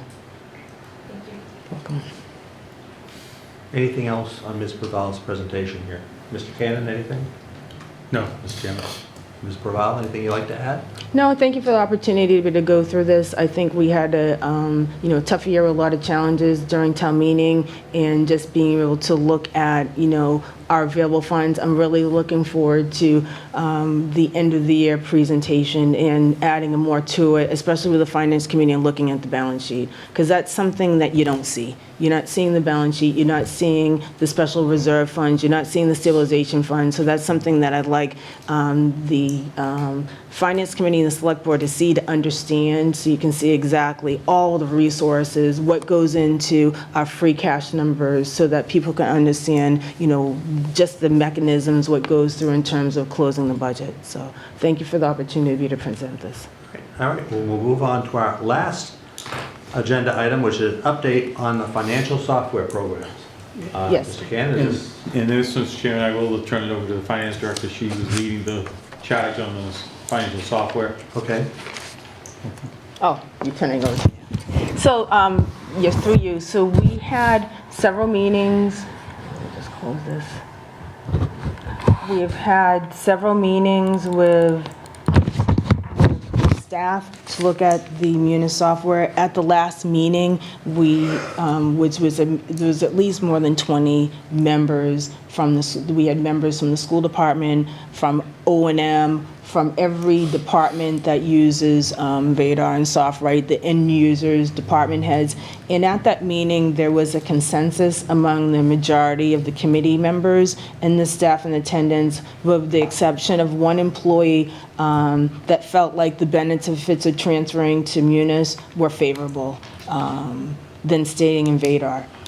The munis, the transferring the munis, it goes in phases. And so the first phase that the town would start with is the financial management software. That financial management software, the module is $67,000, and you have a one-time fee of $149,580. So the total is around $216,000 to move forward with Munis in FY26. It's a year process in terms of before you go live. So if you started in July or if you started in June, it wouldn't be live until FY28. If I could, Do you mean Chairman, right now, like in the next 28 days, like of FY26? No, yeah, so depending on, well, I'm just providing information. I'm not saying this is what we're doing, but if you were to move forward with available funds, because these were questions that came up in FY26, you're looking at $216,000. And it's this FY26 or FY27? 26 or 27. It depends on when you were to sign a contract. If I just could, Yep. Mr. Chairman, I think the important thing with the committee, well, the select board was really concerned about, was the consensus from staff as to which way we went. I think that was the big thing, and then, we do seem to have this we do have consensus for the Munis program. I need to sit down with the finance director. Again, it is very expensive. We need to move forward with that, though. There is an overall sentiment from staff, and I mean, there was one staff member who still thought Vadar was still a viable product. I thought it was kind of interesting. It was a person who had voted against Vadar in the beginning, and I think this is typical. When people work with softwares, they get to understand it a little bit. They understand the process of how to get their work done. But that was the only staff member who really, again, thought we should stay with Vadar. The SoftWrite product that was brought forward, again, didn't have all the options that we were looking for that Munis did offer. There were a couple other software packages that did not have a municipality in the state of Massachusetts that they actually used, so we dismissed them right off the start. So I have a question, and I fully support us moving to whatever software program staff feels is the right one for them, because I think we've wasted so many staff hours with Vadar that it's ridiculous. But I want to make sure, has staff had a chance to actually sit down and use Munis? Is there a trial town software? Not only have they had a presentation, but have they been able to sit down at their desktop and use the software and see if it actually works for their department, the way they use it on a daily basis? That's what I want to know too. That's important. Let me just finish my thought. I think a presentation is wonderful, but until you actually sit down there and hit the keys and do it, you don't really get a feel for it. I just wonder if we've done that. But they did have examples to walk through, correct? So we had a demonstration for 3 hours, and so the end users, they walk through each phase, clicking, putting in the budget code numbers, putting in invoices, showing everyone, but they wouldn't be able to have access to the actual Munis software unless we purchase it to be able to sit at their own computers and go through each module. But we did the same thing with Springbrook, where they came in, it was a 3 to 4 hour presentation, and they went through each module and showed the comparison of what they do in Vadar compared to what they would do in Springbrook and in Munis. And the end users did get a chance to walk through how they would process an invoice. Yes, they walk through everything from, here's an invoice that you get, how do you scan it? How do you look at the budget? How do you, when money comes in, how do you do a receipt? So everyone was able to see the difference between what they're currently doing compared to Munis and how that operated. And that was favorable with majority of the staff. Can I just throw one more thing in here? Not that we were doing anything else, but a lot of towns use Munis. My wife works in, she's working in Hingham now. They use Munis. There's a lot of other towns that use this software. So as far as being user-friendly, there's a lot of towns out there that use it. So just as a... I do believe it is the most popular municipal software. It's big in Massachusetts. And again, I don't use Munis, I never used Vadar, I have no knowledge of any of those systems. I just want to make sure that when we invest the kind of substantial money we're talking about investing, that when, once we get it up here and it's set up, I want to make sure we don't have the same problem we have once Vadar was set up. And that's my concern, and that's why to the greatest extent we can, I think we allow people to try it before they buy, and that's my... I think I went to a couple of those meetings, and there were quite a few staff members who were at the meetings, and it sounds like they got 3 or 4 hours is a long time. They got walked through a lot of We stuff. went through every single one of the modules, Good. and I can just say with the consensus, a lot of the staff felt like the current system that we have lots of limitations in terms of reporting. So when they saw the reporting in Munis, click of a button, they could drill down, they could open up more than one screen at a time. Those are things that they felt would be beneficial. They loved the fact that there was a workflow and automation as we look at, especially when we look at our salaries. Right now, we have hoppers. If we were moving forward to Munis, all of the pay wage scales are automatically in Munis. We do a lot of manual work, putting together personal action forms every single year, going through rates. But Karen, we were just saying before that that's what the end users mostly had complaints about, right? Yes. That they could only use it on one screen, right? Yep. They couldn't see the invoice after they submitted the invoice. You know, so you couldn't, right? You had to double check, and that's what happens in VADAR right now. In Munis, you can do all those things that the majority of complaints that I heard from staff, Munis addressed all those complaints. I can't imagine. It software reduced system manual in work. 2026 where you can't use more than one screen. I know. I couldn't either. Mr. Carter and then Ms. Sullivan. Can I just ask a question? So I'm on the capital outlay committee also, and we were told this year that we were gonna remove the software from FY '27 because we didn't have the funding, right? We had no funding for any capital. But now we're bringing this back. I mean, I know we need it, but how are we gonna pay for it? Are we gonna wait till FY '28? So in terms of, this is what it costs. So as far as I'm concerned, you know, as we move to closing out the fiscal year, I have to look at the town's financial position over the next couple of months. And that includes looking at outstanding financial obligations in other areas that need to be addressed. I mean, my recommendations is, you know, in moving forward is that we need to really look at where the town is financially and other obligations and financial concerns that we have to still address. We have, like you're saying, we had capital. We cut capital by millions of dollars because we had to use that for health, you know, for health insurance. I'm looking at, you know, we authorized debt, you know, for capital. But Can I Nancy, just say- we're just looking Yes. at funding options right now. Okay. That's It's what just, I just want to make sure I bring out that when we purchased VADAR, this was purchased without going through the capital outlay committee. It was also purchased without going through the select board or Yeah. anyone that I know of. Yeah, so we never knew about Yeah. that. And I think you do need to vet that through capital outlay. Yeah. And I understand we need it, but at the same time, if we're gonna bring it in FY '27, what makes this project a higher priority than a bus would have been, or something for the fire department? And I just wanna make sure we're ethically being fair to everyone. So I want know to, we need it. I'd like to add to that. We are not moving forward with anything. We're getting information. We wanted to Yeah. find out what the employees wanted. We wanted to find out, you know, questions were, what are the costs? I have not put this forward because I don't know if it's something financially we can afford to do right now. And as you can say, as you're saying, yes, it would go through capital. This is not, it was on the capital request list this year. It didn't get funded. So it still is something that will still go through the process. We're not moving forward with, hey, we have a quote and we're gonna just, you know, encumber these funds. It's still going to go through the same process, but this exercise was to gather information, to get feedback, and to provide answers to questions that were asked about the Munis software. Okay, I just wanna make sure Yeah. Yes. it's in And 27. Beth, just, you know, the last meeting we just had, I believe it was May 28th, right? May 28th and May 21st, I can't remember, but this, you know, the buy-in I think it was the from staff really 21st. just happened. So again, we're moving forward with options. Mr. Carter. Okay, so there was a subcommittee formed of people that were going through this process with you. And you've talked about what the end users have said. What has the subcommittee said?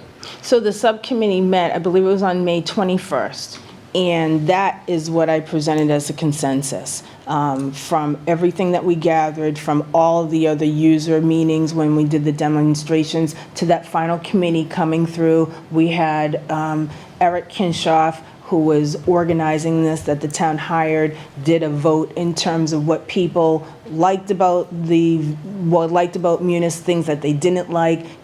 So every question in terms of what the staff wanted were vetted at that final committee meeting that was established on May And John, just, we 21st. actually expanded that meeting. There was the committee members, I believe every department head was invited to that meeting, and the majority of the heavy end users, if you will, just so we could get input from as many people as possible. Okay. But there's two different things between seeing a demo and actually using the system. Now, I put in countless financial systems. And you take your chart of accounts, your vendor list, your customer list, you can load it into a fictitious database from the company would give you, so you'd have your company or municipality set up there. Then you would take a batch of AP checks and you would run them through the new system, because you get your core reports, the ones that you need to have in order to run your business / your municipality, and then the customized reports, things that you can change. So we would have to go through a testing pattern that would say, I put all these AP invoices into the new system. I ran the reports. Then I get my core reports, pass or fail. Then I get additional customized reports. What were they? Did we go through that kind of process where we're actually putting our data into a demo system? No, we didn't. That would be, if we were to move forward with Munis, that's part of their process in running parallel systems and then vetting out That's things. different. But yeah, The demo was choosing the system. The parallel, you've chosen it and you're paying the bill. Now you're on the parallel. Yeah, so Before you we, do that. And to Mr. Carter's point, and I know an insurance agency isn't the same as a municipality, but the last time we invested in a new software system for our agency, and it was a substantial investment, we literally had a sample version of the software that we could play with, and people could play with for a week, doing different functions before we decided to go forward with it. And I hope that there's an opportunity. Munis may be the most wonderful software system ever invented. I have no knowledge of it.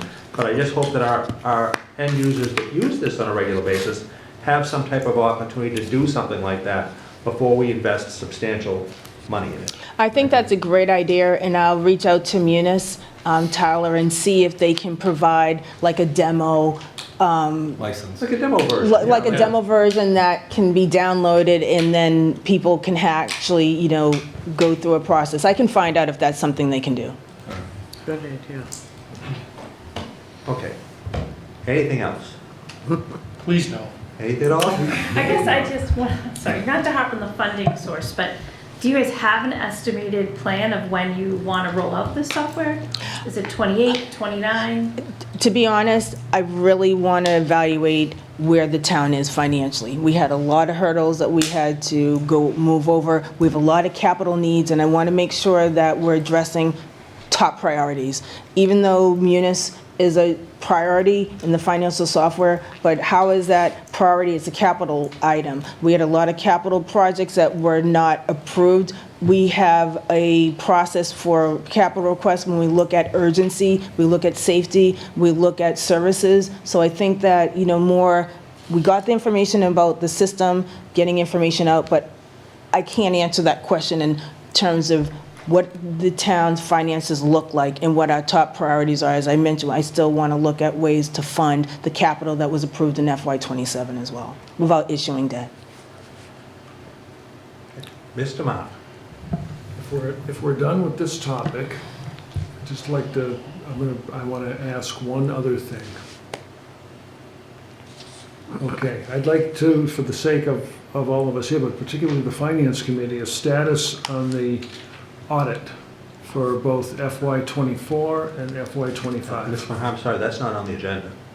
So you can have a discussion with the town administrator if you want to, but there's nothing about the audit on the agenda. But it's part of unanticipated. I don't see anything unanticipated under the joint meeting with the Finance Committee. You can talk to them after, probably. Yeah, I'm not trying to say no, I just don't, I want to be careful. I don't see anything unanticipated under joint meeting with the Finance Committee. Mr. Town Administrator, I'll leave it to you. If you feel under the agenda, you can answer his question, Mr. Mahar's question. I prefer, I want to answer this question, I prefer not to, just so we don't have additional questions and we get into a discussion. Just so it is on the Finance Committee agenda, please. Well, Unanticipated topics. all right, well, I'm not going to argue. Okay. Again, I'll leave it to you, Mr. Cannon. If you feel comfortable answering it, answer the question. But I can answer. Sure, Karen, you want to go to? I mean, so we have been in our outside auditor, CBIZ, and they're currently still working on a FY '24 financial statements. We have not received them. We have not received a response in terms of when they'll be completed. I know that probably about a month or two ago, I was working with a couple of the representatives for our CFA report. That's the schedule for expenditures for federal grants in terms of how the town reported our ARPA funds. And they were, not reported in the way they should have been, so there was a year that they hadn't been reported. So that took time for the auditors, but we're still waiting for the audit. We've looked at, options for our out years, but I haven't received an update on when we would be receiving them. I'm hoping to receive them soon. Everything that the outside auditors have requested from the town, we've given them. I know that other towns are also Mr. Chairman, if I could, Yeah. I prefer if we're not to an agenda item, maybe on the 22nd agenda, we could have a broader discussion, and if the select board wants to. All right, we could but have I would like to have some information on that, but okay, we can wait till the 22nd. We'll get it to you, Pat, I promise. Okay. Again, I'm comfortable with All right. it. That's okay. I'm done. Would you like to adjourn your committee? Okay, we can adjourn. Finance Committee members, thank you for coming tonight. Appreciate your attention. Well, I'd just like to say, our next meeting will be June 22nd, and we will be voting a couple of things. So, do we have a motion to adjourn? I'll make a motion to adjourn. Adjourn second. All those in favor? Aye. Finance Committee meeting adjourned. All right, I see a motion. To adjourn the select board. Second. Motion is second. Discussion. Hearing none. All in favor? Aye. Opposed? It is unanimous. Thank you.